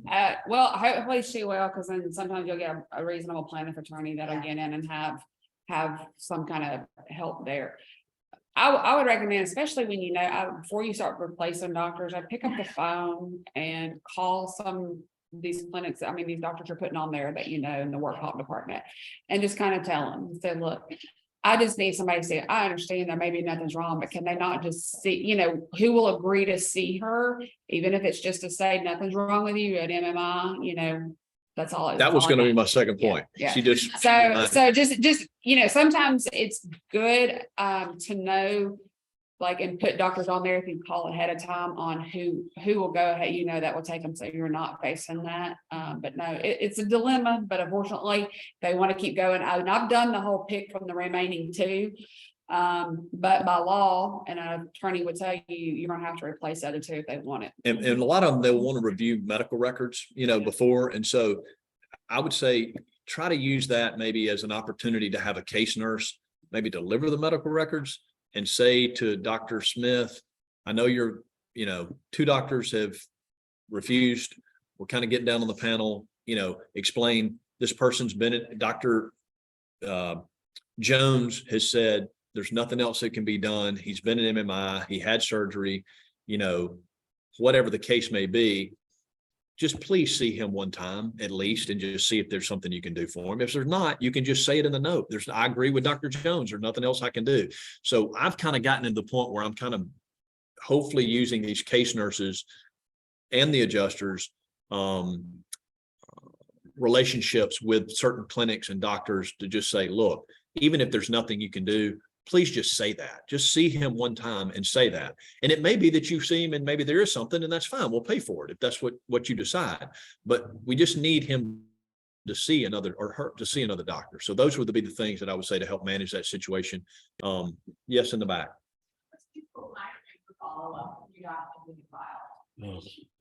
As quickly as you can. I mean, and I know it's hard because especially if you keep going down the list and you'll have 3 or 4 doctors that won't see this person, you know, your list of doctors that you're trying to put on that you can draw from is dwindling, you know, but then sometimes you're going to have to go off that list and add a doctor that maybe you're not as familiar with. You can always offer them to go back to the original doctor. And I know those doctors will go, well, I'll place him at MMI and I don't want to see him. Well, that's when you're going to kind of have to pull rank a little bit and go, hey, you've agreed to take them on and treat them as a patient, therefore they're now a patient of yours, and you know, you have to see them. That's an excellent point. If they are at MMI and there is no rating, and before they get an attorney, there's no harm in saying, you know, look, we can keep doing this, you know, or if you want to talk, you know, I can potentially talk to you about offering a small nuisance value settlement or, you know, or whatever, and trying to go ahead and see if you can do something like that if you're going to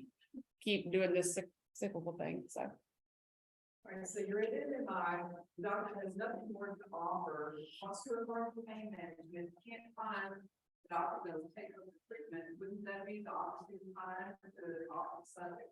They go in where they want to? I would. Yeah, I mean, you certainly can. I would say also, I would be careful about, yes, you can. I would be careful about any kind of email communications with them to make sure it doesn't look like we're trying to coerce them into some kind of settlement so we don't have to pay pain management. I mean, you know, it's like, yes, we're working on getting you a pain management doctor. And again, they may say, well, they want to settle it, leaving future medical benefits open, you know, so, and I might even mention that in the email that you could do it either way, you know, just you want to be careful that you're not making it look like, even if you're not trying to do that, make it look like maybe we're trying to kind of avoid pain management. But yes, you could, after they've reached MMI and they've been referred to pain management, you can certainly inquire about whether they're interested in a settlement of the claim. Any other questions before we take a little 5-minute break? Okay, let's take about a 5-minute break and we'll be back.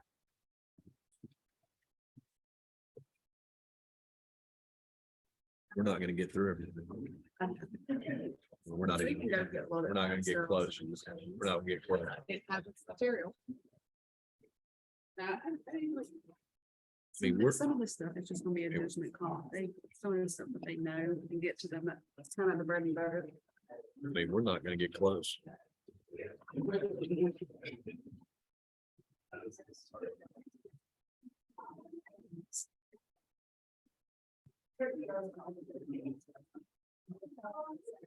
Hey, I'm John Murray. Yeah, you too. Hey, how are you doing? Hey, good. I was just like to ask you a question. I feel like y'all gonna have to roll this stuff apart. Yeah, well, yeah, I mean, I just told her, I was like, we're not getting done. with this. So, Yeah. After we're done too, I'll answer any questions that anybody has. Yeah, go ahead. Okay, so I'm John. John. Teacher. Okay, nice to meet you. Too. So idiopathic. Yeah, yeah. They're on the same level surface. Mhm. Because then their head on the ground and practice bowl. I would send it to an attorney, but so generally speaking, if they're walking on level ground and there's no employment connection Yeah. to the hazard, then it would be an idiopathic injury. Okay. I'll tell you, let me just kind of tell you, the seminal case is called Slimfold, SLIMFOLD, Slimfold. And there was a guy at the at a computer, I mean, at a printer making copies, and he had cirrhosis of the liver and was just collapsed and fell. So you're just sitting there doing it. And again, if there's some, like, you also have to make sure it wasn't like, like, I think a lot of there's be stairs. And so sometimes like a stair may not be the exact, it's too steep or, it's maybe not up to code, things like that, to be careful of those kind of things. But if they're just walking across, and again, I've had people say, well, I got distracted because, and again, it was something connected to the month, but if they just say, and you lock them down on that statement, asking them, was there, anything that you tripped on something, I'm just walking straight, and it can be denied. I would probably, you might want to get an office to look at it. I was gonna mention, and so like that Slimfold, I've had a similar case where the guy was just walking downstairs. He was walking downstairs, but it turns out his knee was already, he had a problem with his knee. So if you can connect it to something like a pre-existing condition like cirrhosis of the liver that made him pass out, with their knee buckle because it was already bad. And that's not related to their employment, it's something unique to them. That's even better. But I know sometimes if they're just like walking straight across the floor, maybe I don't know what the facts are. But yes, that can be denied. Again, just, I don't know, just be careful and, you may want to get lawyers to come look at it. Okay, all right. And then my other question was, all right, you already answered about the ex parte. I'm mainly asking that because in South Carolina, when you send a letter to the doctor, if you see somebody else to the doctor, you got a copy of the side at the same time. I'll just tell you what I do, and I did mention it, but it crossed my mind. When I send like a causation letter to the Yes, doctor, that's what I want. I copy the other attorney. Okay, Just because I'm trying to say, look, I'm not trying to hide anything. okay, I'm not telling him anything I wouldn't tell you. okay. And I'm gonna word it in such a way that. They don't have an attorney. Because I usually like somebody to the eye doctor and then the eye doctor refers them to a court code. That's when I send out this letter. Right. Well, see, I don't ever see that much Yeah. because they all, when I'm Yeah. involved, they usually have. a Yeah. lawyer. But, I don't know what Dana would do on that. I mean, I wouldn't, you know. you don't have to in Alabama. You don't have to do it. I Okay, think it'd be up to your judgment. Like, do you think it would be, would this person trust you more if you did it? The claimant, and you're saying, hey, I'm so-and-so, or I'm with, you say Century. yeah, Century Insurance, and I'm handling the claim for Mr. Smith. Mr. Smith is copied on this email, on this Okay. letter. So just do it. Or yeah. you don't have to. I mean, honestly, it just kind of depends on the situation. Okay, There's no requirement that you have to do. okay, When a lawyer's involved, typically I do it, and all attorneys don't do that. I okay. just do it because I don't want there to be something down the So road we that either- they're saying, well, why didn't, you're trying to, With the sway the doctor Yes. one way or the other. I'm like, look, Yeah. I'm just asking a question. I don't care if you're on it. And you know what? If you disagree with something in this letter, you could write it and Yes. tell them that Okay. the facts are different. Okay. So My other question is before, you say it sounds like bad faith. it's not, but it's Oh. very similar to it. Okay. So outrage is, it's a, there are only a couple of cases in Alabama on the work comp context where it's happening. It's, I wish I could think of the exact quote, but it's when you do something that's like beyond all bounds of decency in a civilized society. And when you see that, typically it's in a situation like it's maybe a burial situation, something with a dead body that you did, or something like that. You know, maybe they. I think it was occasionally what was like. Oh, right. Right. And so, you don't normally see it work like it could with contact, but there have been, there are 3 reported cases, 3 or 4 reported cases. And generally, the problem you run into is where there's some type of, like we talked about, something in the notes for saying, you know, we're gonna offer this young guy $5,000, and we know the case is worth $200,000. You know, Oh, stuff like that, where we clear we're trying to coerce some guy doing something that, Okay. you know, I mean, not right. Okay. But it is similar to that thing, but it's not that thing. It's like a lot higher threshold. Correct. Okay. And that's a great point, because then that's, I'm gonna mention it if we ever get to it, but it's very, in Alabama, it's a high burden to prove. I mean, it's very hard to prove these cases, but if they get past summary judgment, you know, and they can get it to a jury, you know, you just have- you never know what happens. Okay. Yeah, it's a high threshold. It's a very hard case to prove, but they can prove it, and there have been some in Alabama. Okay, but it's not like non-responsive, because like in the chunky and that thing, but in the justice is so overwhelmed, they're not responding, and they can get $1,000 for each time. Right. No, it's gonna have to be. I mean, they can sue you for any, I mean, they can Yeah. say, we'll file an outrage, she didn't respond to it. Okay. But, you know, they have now file, they can file. Yeah. Anyway, here, I'm gonna give you a call. And on the mileage thing, was there a minimum, like 10 miles, or there's no minimum? Mileage, not that I'm aware of. Okay. I'm not aware of any. I mean, I think even if it's 5 miles. Okay. You know, some people might not. Yes, they did. And there's no set time, like they don't have to be committed to. You know what, I think honestly, it's a year, like, if you don't, if you know, I would say it's, if they don't provide it in a year, then, you know, it's stable or whatever, you don't have to pay. He would probably know that, because I just don't do with mine that much, but I think there is a 1-year cutoff. I think medical bills as well, like a medical provider then provided the bill in a year, if for some reason they didn't, you would know it. And I think mileage is the same way. They don't turn the mileage. Yeah, and if you have any questions after this, I'll be here. I'm gonna offer to answer your question. Okay. Well, good luck. How many states are you in?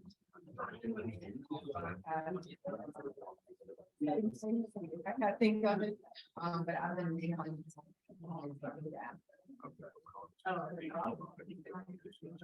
Yeah, I heard this beginning that I like. You know, if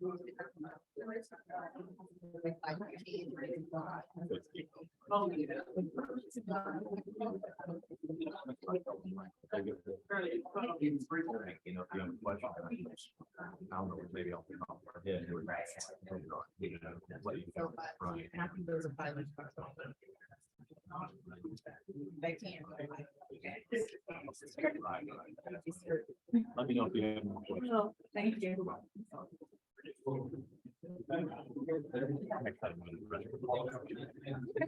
I'm gonna look through a few of these slides for, let's see if I can find.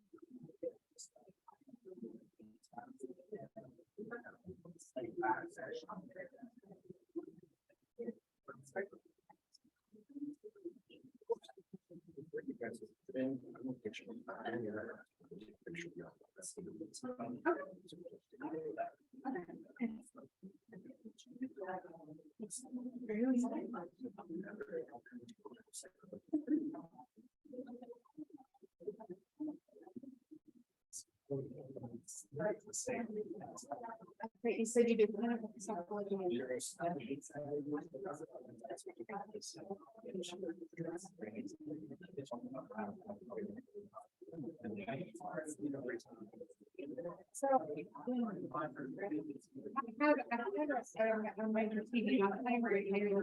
with a neuropsych.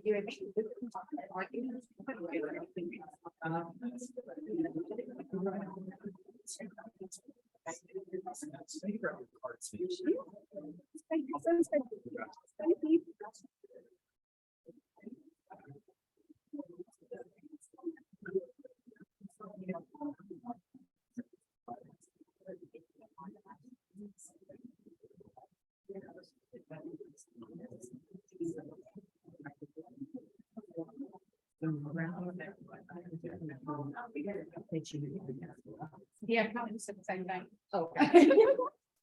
Oh, we taking two? But no.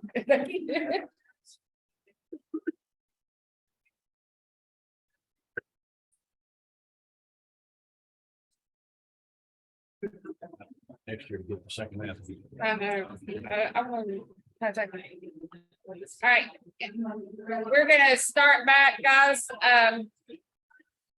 So we do have a lot of different slides to go through, and we really want to get through some of the defenses and calculations and stuff in Alabama, because I know that's what a lot of people need handling the claims. So some of these, we're just gonna really briefly go through, and if you have some kind of questions. We talked that- too much, I think. Yeah, I think we did. I mean, we were worried about not having enough content. Here we are. But if you have any questions, about anything that we go through really fast or whatever, just write them down, and we'll make sure that we leave some time at the end to go through anything that you guys have. And also at the end, if anybody has any questions, I'm gonna stay here until, the questions are answered. I mean, even if we're done and y'all just want to come ask me a question, I'll be here. I got plenty of time to answer them. So. Timely payment for medical bills. So Alabama Work Comp Act, section 25,577 provides all undisputed medical bills shall be paid within 25 working days receipt of claims on the approved form. And if not paid, a 10% penalty shall be amended. This really isn't something I deal with. I mean, I've never really had to deal with a whole lot. So it's there, but it's not really something I've had a big issue with. So you also have the Alabama Department of Labor Administrative Code, basically, that says all authorized work comp claims shall be filed and allowed processing and reimbursement within 12 months from the date of service. So we do obviously deny stuff for timely filing. If they've not sent it to us, now you do have to understand that it's within notice. So I mean, the provider is supposed to have a notice as well. In other words, like they're supposed to know we're the insurance company. So we can't just, if nobody knew anything, we can't just deny it. And just follow whatever your company, bill review company, whatever rules they have set out to. I know this has been a big deal, and you can decide to allow grace, know your providers, know who you want to make mad. If I've got a doctor's office and he's a really great doctor and I want to keep him on work comp side, I'm going to tell you, don't deny his bills. So I'd pay him if I were you. It's more beneficial to see the bigger picture than to, play games with their money. So just know that, I guess. And I know with COVID caused a lot of issues on the billing side. And if you know, but just the delay in bills is unreal right now. So, try to grant some grace where you can, if your company allows it. So that's just all I got to say about that. Utilization review is something, frankly, that it kind of got hot for a minute, maybe 10 years ago, and it just seems like it's not quite as prevalent anymore. Where I would see it, the most common area would be when an authorized doctor, he recommended some type of treatment that maybe we didn't think was necessary, or we didn't agree with. And we would want to send it out to utilization review to a utilization review doctor. And I'm not a big proponent of it. Some people are. I'm not a big fan of it, because what ends up happening is then we've got a utilization review doctor that I've never seen, don't know anything about. He's in Texas or someplace, and we send him written materials. He writes up a report saying, no, this treatment's not reasonable.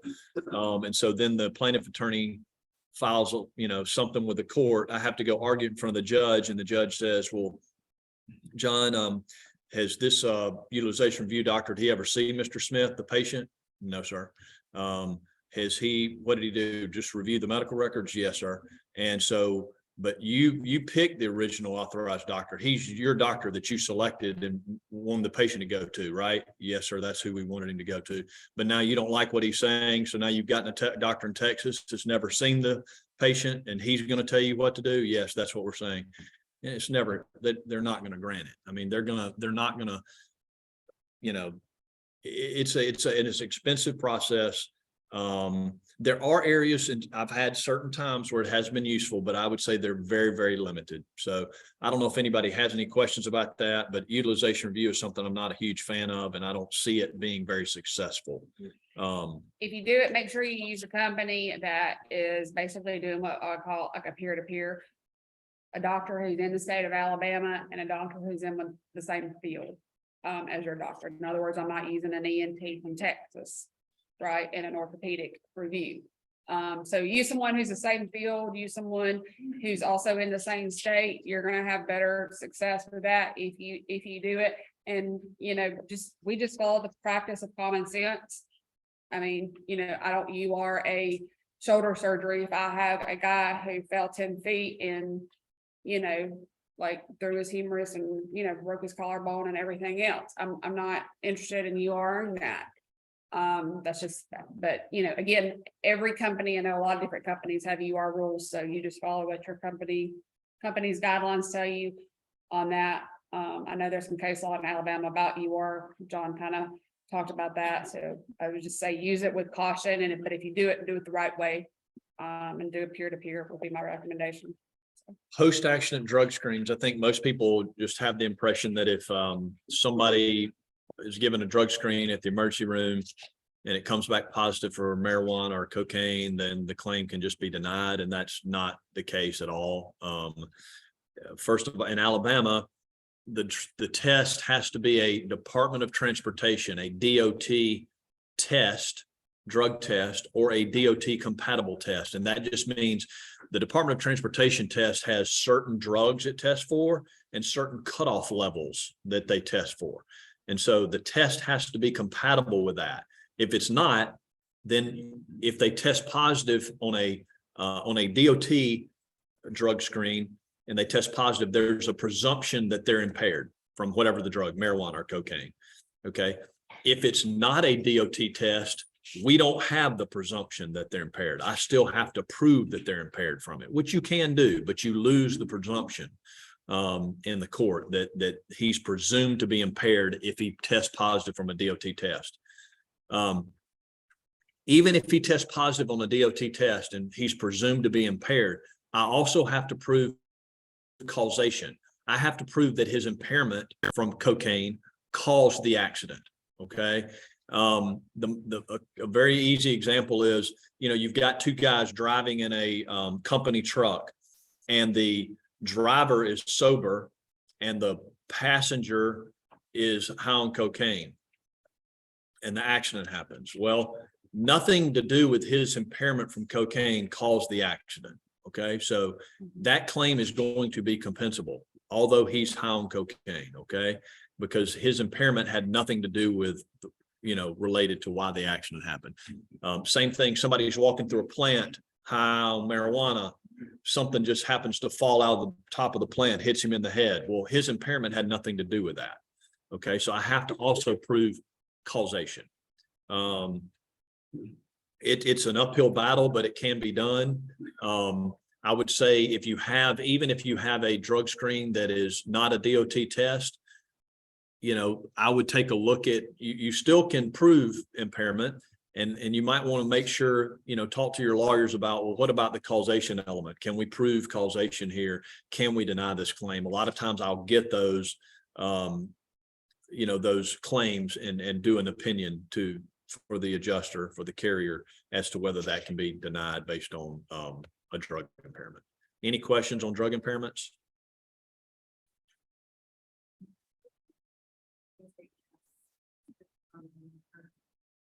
Can you hear? I'm sorry, I can't hear you. I'm more specific, like I got. Drug test, initial caliber test that's, loud, like for. Yeah. That is out of the state, they say they have a more advanced test. But, they get the level of drug infection. Well, some of the arguments, the question is, some of the arguments do have DOT ideas. I think you're going to need before you. And you would need to verify that some way. You would necessarily have to get a one that. Where the facility is, let's say, is whatever kind of facility you can probably have that pay and just do it. Yeah, you can call the numbers on, like, I've called labs before, or called, and made sure and verified that the specimen is kept. And how long, like, their protocol on that, and when they keep it. And, a lot of times, if it wasn't done according to DOT, and Dawn, you may have something different on this, but if it wasn't done according to DOT standards, if I call the lab and verify that they still have it and they keep it on a protocol for so long, in other words, that way if something comes up, we can actually go back to it. Yeah. And a lot of labs do have a protocol. So it's, I know a lot of companies have like just pretty blatant, clear cut, they test positive, you're going to deny, and obviously you have to do whatever your company, states in there. But I mean, I've done indemnity settlements where, hey, they're not going to entitle to TTD, they're not entitled to a rating, it's not clear cut, like there's, this accident, you just stapled your hand to a thing, so they're definitely, I could, make an argument there that you weren't in your right state of mind because you did something you shouldn't have done, but we can still kind of resolve the whole situation and still come out on the lesser side, by maybe throwing them a little money their way as a doubtful and disputed or something. And one real important thing that I almost forgot to mention is that even if they tested positive and their claim is denied for impairment for drugs or alcohol, medical is still owed. Yep. So you still have to pay medical. It's only a bar to indemnity benefits. So you still have to pay medical. I tried a drug impairment case a long time ago, and the other attorney didn't realize that his client could get medical treatment. They just never asked for any medical treatment. But they're entitled to medical treatment. Any other questions? Okay. So again, kind of still staying on determining compensability, you have statute of limitations. So statute of limitations for traumatic single current injuries is 2 years from the date of injury or 2 years from the date of last payment of compensation. So basically last date of TTD, TPD, or a PPD. So that would be your permanent impairment rating if you're deciding for some reason to pay that out. So 2 years from the date of the injury or the last payment paid. The statute of limitations on indemnity runs. And then you have a 2-year statute of limitations for cumulative trauma. We talked about carpal tunnel syndrome, so it's not an acute injury, although you can have carpal tunnel from an acute injury. Typically it's repetitive motions. So it'd be 2 years from the last date that they're doing those, they're exposed to that hazard, whatever it is that they're doing on the assembly line or sewing or whatever they're doing. It's 2 years from the last exposure to that condition. Yeah. I will say, we talked about burden. And John, maybe you want to kind of specify, I'm sure you can cite the act off your head, what the burden states for a standard acute trauma injury versus a cumulative injury in Alabama. Yeah. So for an acute injury, car wreck or, somebody trips and falls or whatever, it's a preponderance of the evidence, which is just kind of barely tipping the scale. And that's the burden of proof. And for a cumulative trauma, you have a higher burden of proof that you have to establish in order to prove causation, just because, it's not as obvious. If you get in a car wreck and your back gets injured, well, that's pretty easy to figure out. So it's you have to, you have a higher burden of proof. It's tougher to prove those cumulative trauma injury claims. One thing that we also wanted to make sure is that, even after if the statute of limitations runs on a claim, they're still entitled to medical benefits. So, any questions on the statute of limitations? Okay. Notice requirements. In Alabama, you really have two notice requirements. You have a 5-day notice requirement, which really doesn't come into play very often. And it really doesn't mean a whole lot, other than if somebody doesn't provide notice within 5 days, let's say they wait 60 days before they notify you of the accident, and they've gone and had a surgery within that time frame that they didn't notify you, you would not owe that medical treatment, okay, during the time that they didn't provide notice. However, if they provided notice on that 60th day or 65th day or whatever it is, it still can be a compensable claim. It's not a bar to recovering benefits. However, if they don't provide notice within 90 days, if they wait 91 days to provide notice or later, that's a complete bar to indemnity benefits. Medical treatment, again, is you're seeing the pattern. Medical treatment would still be owed, even if they don't provide notice within 90 days. So you could have a complete denial as to any indemnity benefits, but you would still owe the medical treatment. And we, do see that sometimes, but. And you can have what constitutes as notice, employee having to say, I want to file a workers' comp claim. It doesn't have to go that way. If you have an employer who witnessed and saw this employee fall on this day, I'm going to tell you that that's going to be considered notice. If he witnessed it himself or heard the employee at any point in time made mention that this accident happened, even though he may have never said, I want to file this claim, that is going to be considered as notice. Yeah, that's a great point. It's in the act, it says it has to be written notice, but it doesn't have to be. It can be actual notice. Does not have to be in writing. The next slide is dealing with defenses under 25-551. So for self-inflicted injuries, they're not compensable, but we have the burden of proof to prove that they were self-inflicted. Willful misconduct and horseplay. Willful misconduct includes all conscious or intentional violations of law or prescribed rules of conduct. So it's willful is more than just kind of accidentally or negligently. It's I purposefully did this. It has to be purposeful, intentional. Injuries involving drugs or alcohol, we just kind of talked about that. One thing in terms of, so if they refuse to submit, if an employee, says, okay, I just got injured, and you say, okay, you need to go take a drug test. If they refuse the drug test, there is a defense in Alabama that would be in which you could deny the claim. However, they have to have previously been providing a written warning that basically explains to them that refusal to submit to the drug test could result in forfeiting your work comp benefits. So out of all the years I've been doing this, I've never seen anybody that had a written warning about that. I've never seen it. So there would have to be something in their intake, when they were hired, and they're kind of hiring information where they sign saying, if you get injured, you're going to have to go to have a drug screen. And if you don't, you may be forfeiting your right to work comp benefits. They have to be, and they will have, if they've signed where they read that.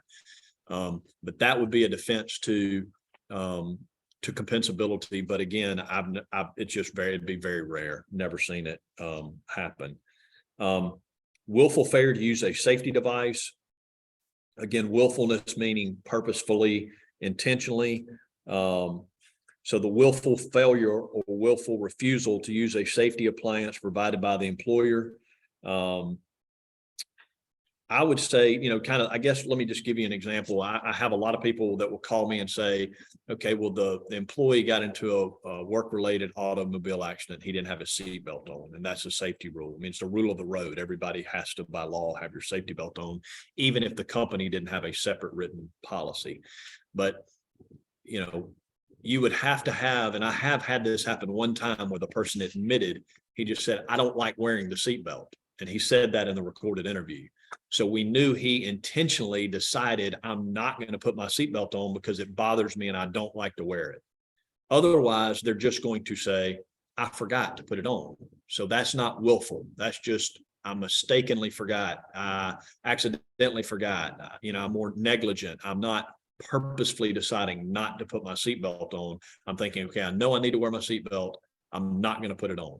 They're just saying, I got in, I forgot to put it on. So then you don't have the defense because that's not willfulness. And there are other examples of that, but that's a kind of a common one that I get questions about. And I think again, if we're gonna do this, then, I would just make sure you have it all lined up, ask a lot of questions and get a lot of answers because, the more if there's no signs posted out, I had one the other day, well, he wasn't wearing his steel-toe boots that day, and the client's, oh, I forgot, well, you're supposed to wear them. And I said, well, have you ever written anybody up for it before? Does other people not wear them? Well, yeah, they come in here and they forget all the time, but he's the one who got hurt. Well, if you're allowing it as a standard, if you're accepting it and this is not this strict policy, then there's nothing I can do. And we've had construction workers in the heat of the day go over to the creek and swing into the creek and, injure his neck. Well, supervisor said, go cool off and go swing in the creek, or swim in the creek. There was no, they allowed them to do that. So you're not, it sounds like horseplay, some of that stuff sounds like a lot, but you really do have to, if you're going to pursue this, you're really going to have to make sure you really conduct a very thorough investigation and line all your details and facts up on what they have and what's allowed. I've got one, it's in Tennessee, but it's kind of the same principle, but it's one of those Alpine coasters, it was a company and someone flew off the coaster and then suffered an injury, and they're the person who let the person on the ride every day, and they said, hey, you have to wear your seatbelt, make sure you do this, make sure. So they knew the safety protocol. Like they knew it, up and down, signed it, read it, everything under the sun. But they had pictures showing all the employees getting on these coasters and being allowed to do exactly what she did that day. And so we thought we had it in the bag until they presented these pictures that said, yep, that was their policy, that was their procedure, and I had everything in the bag. She had to say these procedures to everybody who she put on that ride that day.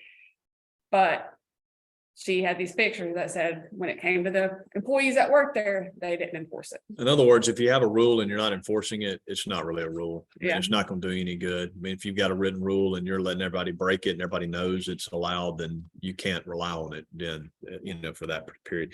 Before I leave this slide, the very last sentence is, if you want to highlight it or underline it, it kind of gives you a very good synopsis of what you need to prove in terms of a willful failure to use a safety device. It sets out the kind of the prongs that you have to establish, that the worker knows the rules. He understands the consequences of disobeying the rule. He deliberately, intentionally, purposefully chooses to disobey the rule. He doesn't just forget or mistakenly do it. And then his choice to disobey the rule is unreasonable under the circumstances. So that's kind of what the attorneys would have to prove to be able to be successful in that defense. The next slide deals with misrepresentations in I think this is on a employment application. Let's see. Yeah. So when you're, applying, if you misrepresent your physical condition to the employer, again, that can be a defense. It's kind of like the other one I mentioned. You have to have written warning in bold print. I mean, this is what it says in the act, written warning in bold print. Misrepresentations as to pre-existing physical or mental conditions may void your workers' compensation benefit. So again, I've never seen that written warning ever given to any employee. So they may come and say, you question them and about, can they do the job? And they don't tell you that they had back surgery 2 weeks ago and they really can't do the job. If you didn't warn them about this and they misrepresent it to you, you can't rely on it because you didn't provide this warning to them. And so it's a defense, but I've never seen it enforced. Dana, I think this is more you, considerations of before denying a claim. All right, so it's available to discuss denial of any work comp claim with knowledgeable work compensation attorneys. And again, I mean, you take that based on your company's policies or, what you feel comfortable with. I mean, sometimes we don't necessarily have to have a legal opinion. If you have a good counsel like good old Don here, you can just pick up the phone and say, hey, this is just kind of what I'm thinking, and he'll just kind of say, yeah, I mean, I think that sounds good. He can give you some advice or, a couple of things without having to always, open up a file or do anything. Decisions regarding compensability should not be unnecessarily delayed. So, I mean, you do have a responsibility under the act and everything to make sure you issue and render an opinion timely. And again, if you have something that's dragging out, my recommendation, and unless it's just some extreme situation, would be to make sure you're trying to pay for treatment. Now, I mean, surgery is being recommended, that may be a different story and holding off on that, but I don't know that I wouldn't be willing to go ahead and pay for them to treat with Ahmed and have some therapy or whatever is needed in the interim while that decision is being made. It's also recommended in the denial letter to advise the injured worker that he or she may submit additional information for consideration that may be materially affect the decision to deny the claim. I wholeheartedly agree with that. So make sure you always put something in there that says, if you have any additional information, please provide that to me, for reconsideration. It's important to remember that you lose control of the medical treatment when you deny a claim. So we kind of talked about that several times. Making a medical or indemnity payment is not an acceptance of the claim. And we've kind of hit on that too. That just says, again, by proving treatment, you're not accepting the claim, and the courts don't see it that way either. So better to pay a couple $1,000s in the interim versus losing control of your claim. So we're kind of moving in now to subrogation. And everybody probably knows what that is, but essentially, it's recovery from a third party that work comp can then get some of their money back. A typical example you see is in a work-related automobile accident where the employee claimant is not at fault. And so not only will they bring a work comp lawsuit or claim, they also may bring a automobile liability tort case or claim against the adverse driver that caused the accident. And they can't have a double recovery. They can't get work comp and the full recovery from the adverse driver in the tort case. Work comp gets some of their money back, subject to, and we're not going to get into this really in any detail unless somebody has a specific question, but there's a formula called the Fitch formula that you use. So the amount you get is discounted in that. I would just say, if you run into that situation, you probably need to call your lawyer and get them to help you through that. But the general idea is obviously that, you need to be on the lookout for potential subrogation to be able to get money back if they're trying to recover from a third party source. You don't necessarily have to have an attorney in Alabama to get subro. I know in some other states, you actually have to have counsel intervene for you to get that back, and you're entitled dollar for dollar, which we are in Alabama. But if there's plaintiff attorney involved, you are, like you said, have a method and have a pro rata share of those attorney's fees. And I filed one yesterday. Typically what happens is that I'll file a motion to intervene in let's say the automobile tort case for the limited purpose of protecting the subrogation lien. So I've formally intervened in that case. Then I can monitor that case for Dana to say, okay, it looks like, our lien's 300. I actually have one yesterday. The lien's about $300,000. I talked to the plaintiff's attorney. He feels pretty good about his case. it seems like I can monitor that to give Dana an idea of, okay, this is a pretty strong case. We ought to get all of our subrogation back, or this is a bad case and we're really not going to get much back. And I can kind of help her and try to, monitor the case and try to figure out what our odds are getting our money back. Yeah, the higher the subrogation, the more attorney involvement I would consider to have, protect your interest, because those other attorneys, they're doing all this stuff over here and you really don't know what's happening. They're not updating you properly and you've got, 300 grand on the line. I would definitely have counsel out there monitoring that. And one thing too is that if it is a low subro amount, paying me to monitor it, you're incurring legal expenses that kind of works against the money that you're going to get back because you're paying me to do it. So I think, and sometimes I'll tell the client, look, you may not want me involved just because I'm going to eat into the subro recovery if it's a small amount of recovery. If it's a large amount, then there's more at stake and there's more reason to get me involved. But even in the cases that I am involved, I mean, I'm not going to depositions and things like that. I'm going to probably just get the transcript. I'm trying to spend as little money as I can, in other words, generate little legal expenses as we can, because that's going to eat right into my client's subro recovery. So we try to monitor, but not really, do the, keep up with what's going on, but try not to really actively be engaged in the lawsuit just because that generates more legal fees that she has to pay.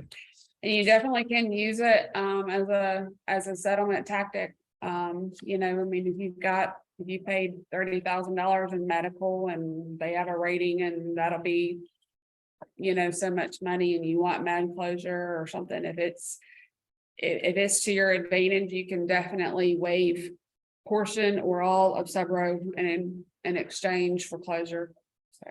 So the next one is, are we on? Okay. I think we've kind of talked about. Okay, what's what a is third party, right? Talk about that. Another example might be industrial Benefits. accident. Maybe there's a piece of machinery that was involved and they may sue the manufacturer of that piece of machinery. So again, there's another third party that you could recover from. Another example. Verifying subrogation potential.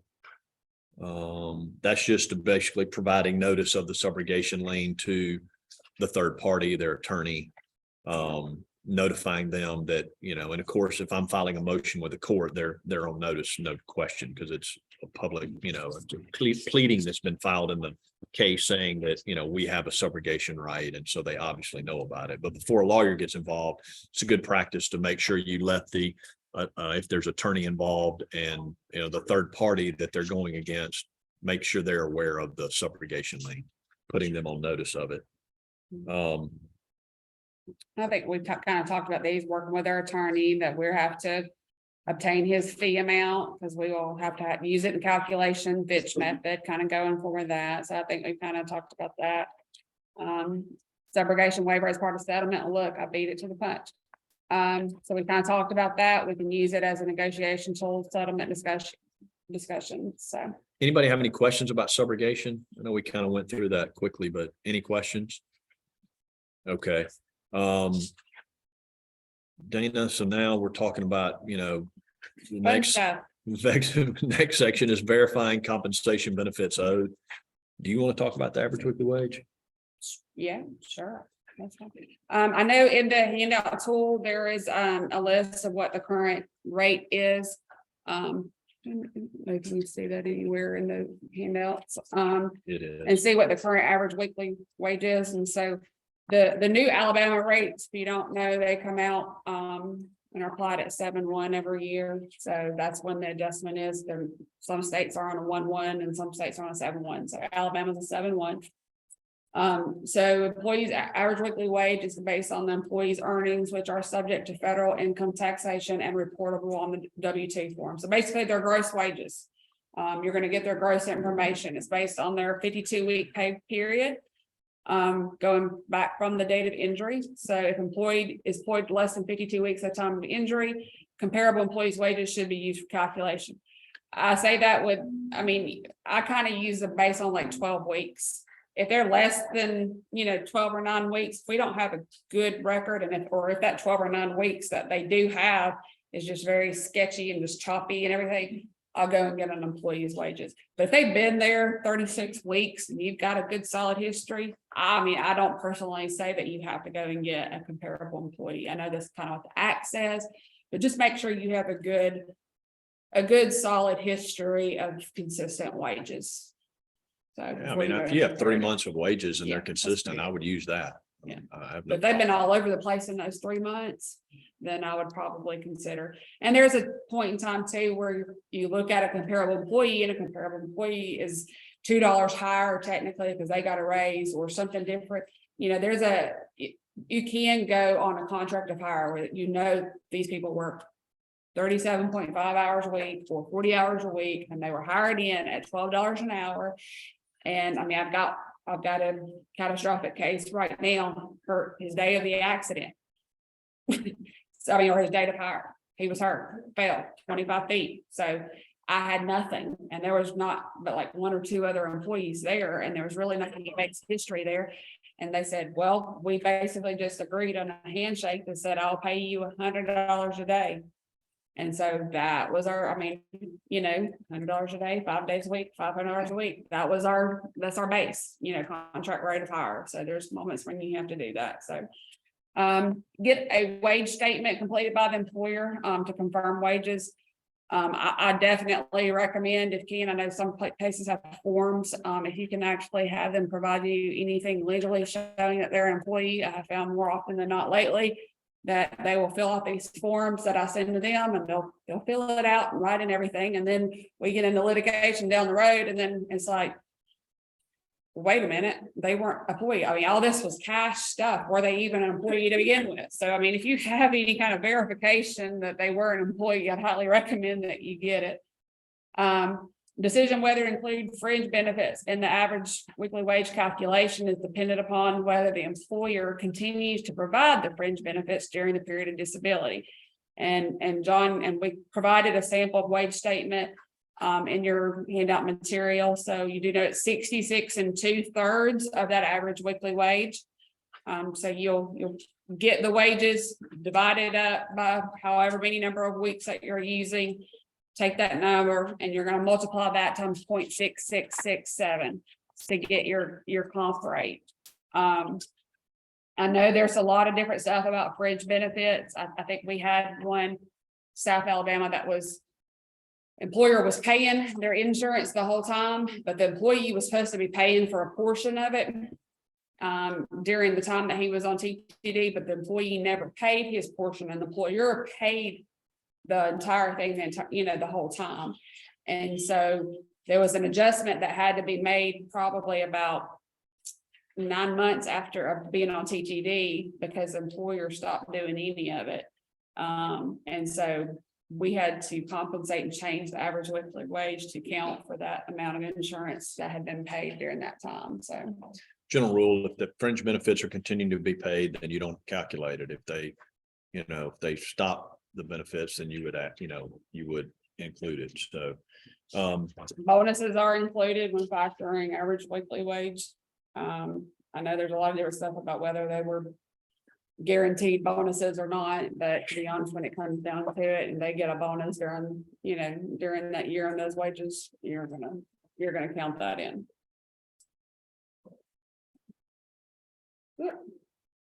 3-day waiting period. So there is a 3-day waiting period for benefits, before benefits start in Alabama. That does not include the date of injury. So if the employee is paid in full for that day. So compensation would be started on the 4th day of loss.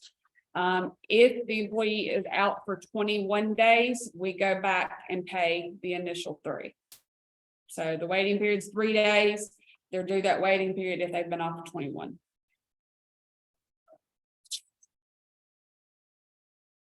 There's a 15% penalty due for any compensation installment not paid without good cause within 30 days. So you have 30 days to basically start that benefit. Penalties to be added to the installment plan. I mean, I think I've had once ever that I've ever really had to pay a penalty.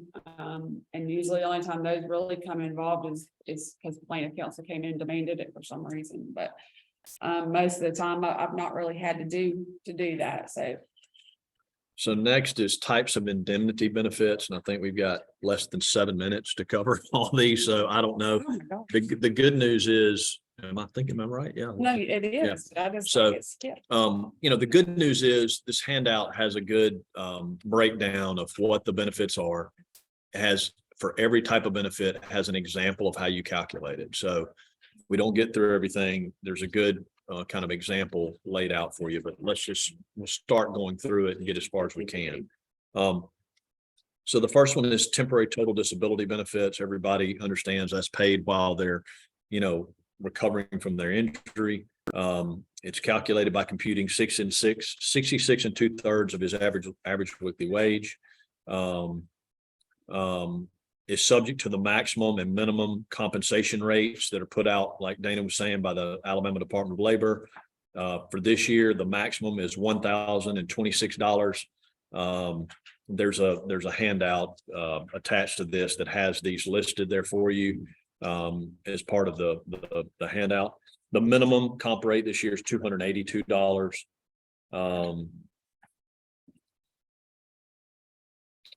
We've got the next slide shows some examples of how to calculate TTD benefits. The first example is an employee with $800 average weekly wage. You multiply that by 0.6667 gives you an average weekly wage weekly comp rate of $533.36. So that would be the TTD that he receives every week. Example 2, they've got a $2,000 average weekly wage. When you multiply that by 2/3, you come up with around $1,300. Well, that's more than the maximum of $1,026. So you're going to pay the maximum, which this year is $1,026. The next example is you've got somebody with an average weekly wage of $300. Multiply that by 66 2/3, and you come up with a comp rate of $200.01. That's below the minimum. So you're going to pay them the minimum of $282.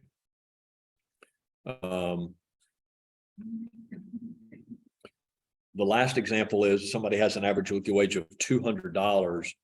But the comp rate is the average weekly wage, since the average weekly wage is less than the minimum. So you're just going to use the actual average weekly wage. And again, these examples are kind of laid out for you if you have questions about that. I guess before we leave it, does anybody have a question about calculating TTD? Okay. Yeah, I think if you've been here, most people know like PPD, basically you're taking, you're gonna still get your comp rates just as usual. Basically the earnings during their restricted capacity should be confirmed with the employer. It's paid during the period of disability, but not 300 weeks. It's subject to the maximum only in effect on the date of injury. And if the injured employee has no loss of income due to the restricted duty, no compensation is due. So basically, if they make less, if they bring them back to work and they're only gonna bring them back for 5 hours a day or something like that, and during that light duty period, they make less than their average weekly wage, or that they're accustomed to making, they're accustomed to making 800, now they're only gonna be making 600. Then you're gonna be paying 66 2/3 of that difference of $200. So You have to get their wages from the employer every week in order to see what they made, subtract it from that average, and then pay them the difference. And so here's an example on that page. yeah. So in this example, the AWW on the date of the injury is $900. But they come back to work and they're able to work on restricted duty earning $450. So the difference between their pre and post injury earnings is $450. Multiply that by 66 2/3, and their weekly temporary partial disability rate would be $300.02. So they would be earning, they're making $450 a week, kind of in restricted duty. And then on top of that, they would get the $300 in TPD benefits. Any questions about TPD?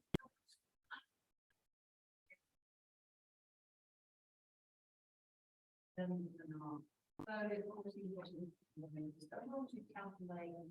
somebody that goes, 2 hours. I think, it's their last hour, not my phone, so I should have used an hour and a half. A lot. Right. you deal with that a lot. Yeah, I mean, I have a lot of people who refuse to say, I mean, I'm not gonna pay, I mean, if the employer is not paying them for that time off of work. And then they're making less, then they could be subject to it, but I also have a lot of people who hold around and says, we're not, we don't pay you for that time period. And it can kind of go either way. I mean, I hate to say that can kind of be a gray area. I think it's how much time they're really missing. But what I would always do is base it on what is guaranteed. They're guaranteed so many hours a week, and then they're gonna lose, so many hours a week because of therapy, then I would kind of do it based off of that on what I know. But I understand, like, they don't go back to work or whatever, I'm not paying them during that time. And it's not subject to that. So just, you can get their time in and time out from therapy, if you want to go that route. And estimate that they would, have 15 minutes of travel each way. And so you can kind of play it around an hour and a half times 3 for 3 days a week, if they're going 3 days a week. And pay them based off of that. So as long as anything, when it comes to TPD or anything like that, just remember what is fair. Like what can sometimes there's no concrete evidence when you have to calculate out an average weekly wage that's really weird or really strange, or pay this or pay that. What is fair? What can I argue before a judge? If I can go for a judge in good confidence and say, Judge, he was missing 6 hours a week because of his therapy. His work was guaranteeing him still his 40, because sometimes they're going to only guarantee his, guaranteed 30 or 25 at a light duty. So if they're only guaranteeing 25, then you are responsible for paying for the other 15, 66 and 2/3 of the other 15. But and I would also make sure that he's attending if he can before or after therapy if possible. But yeah, just what can you argue and be considered that you did the ethical and right thing, when calculating in and this out and the situation that you were in. Well, the number one rule when you're asked to present at a conference is don't keep people late. So we're out of time. Yeah. Does anybody want to just hear Right, about I mean, PPD calculations? I'm happy to answer any questions. I've got plenty of time if anybody wants to come up individually and just ask questions. I'll be here. I've got plenty of time to do it. Otherwise, thank you everybody for being here, and we appreciate it. And please let us know if you have any questions. Thank you. Thanks. We weren't too far from the, well, Yeah, we are. we were. We got about halfway done. Okay, so first, that PT thing, my thing is you're to attend PT around your workouts, so I wouldn't pay that person. I usually try to do that. Sometimes it's inevitable, but I usually don't voluntarily. Right, okay, Unless they come squawking. right, or we're sending them to therapy 45 minutes away. Yeah. So my question is about PPD, so about PPD. Yeah. Telling us that PPD is not an entitlement, so a person gets a rating at the claim. Okay, that's a great question. And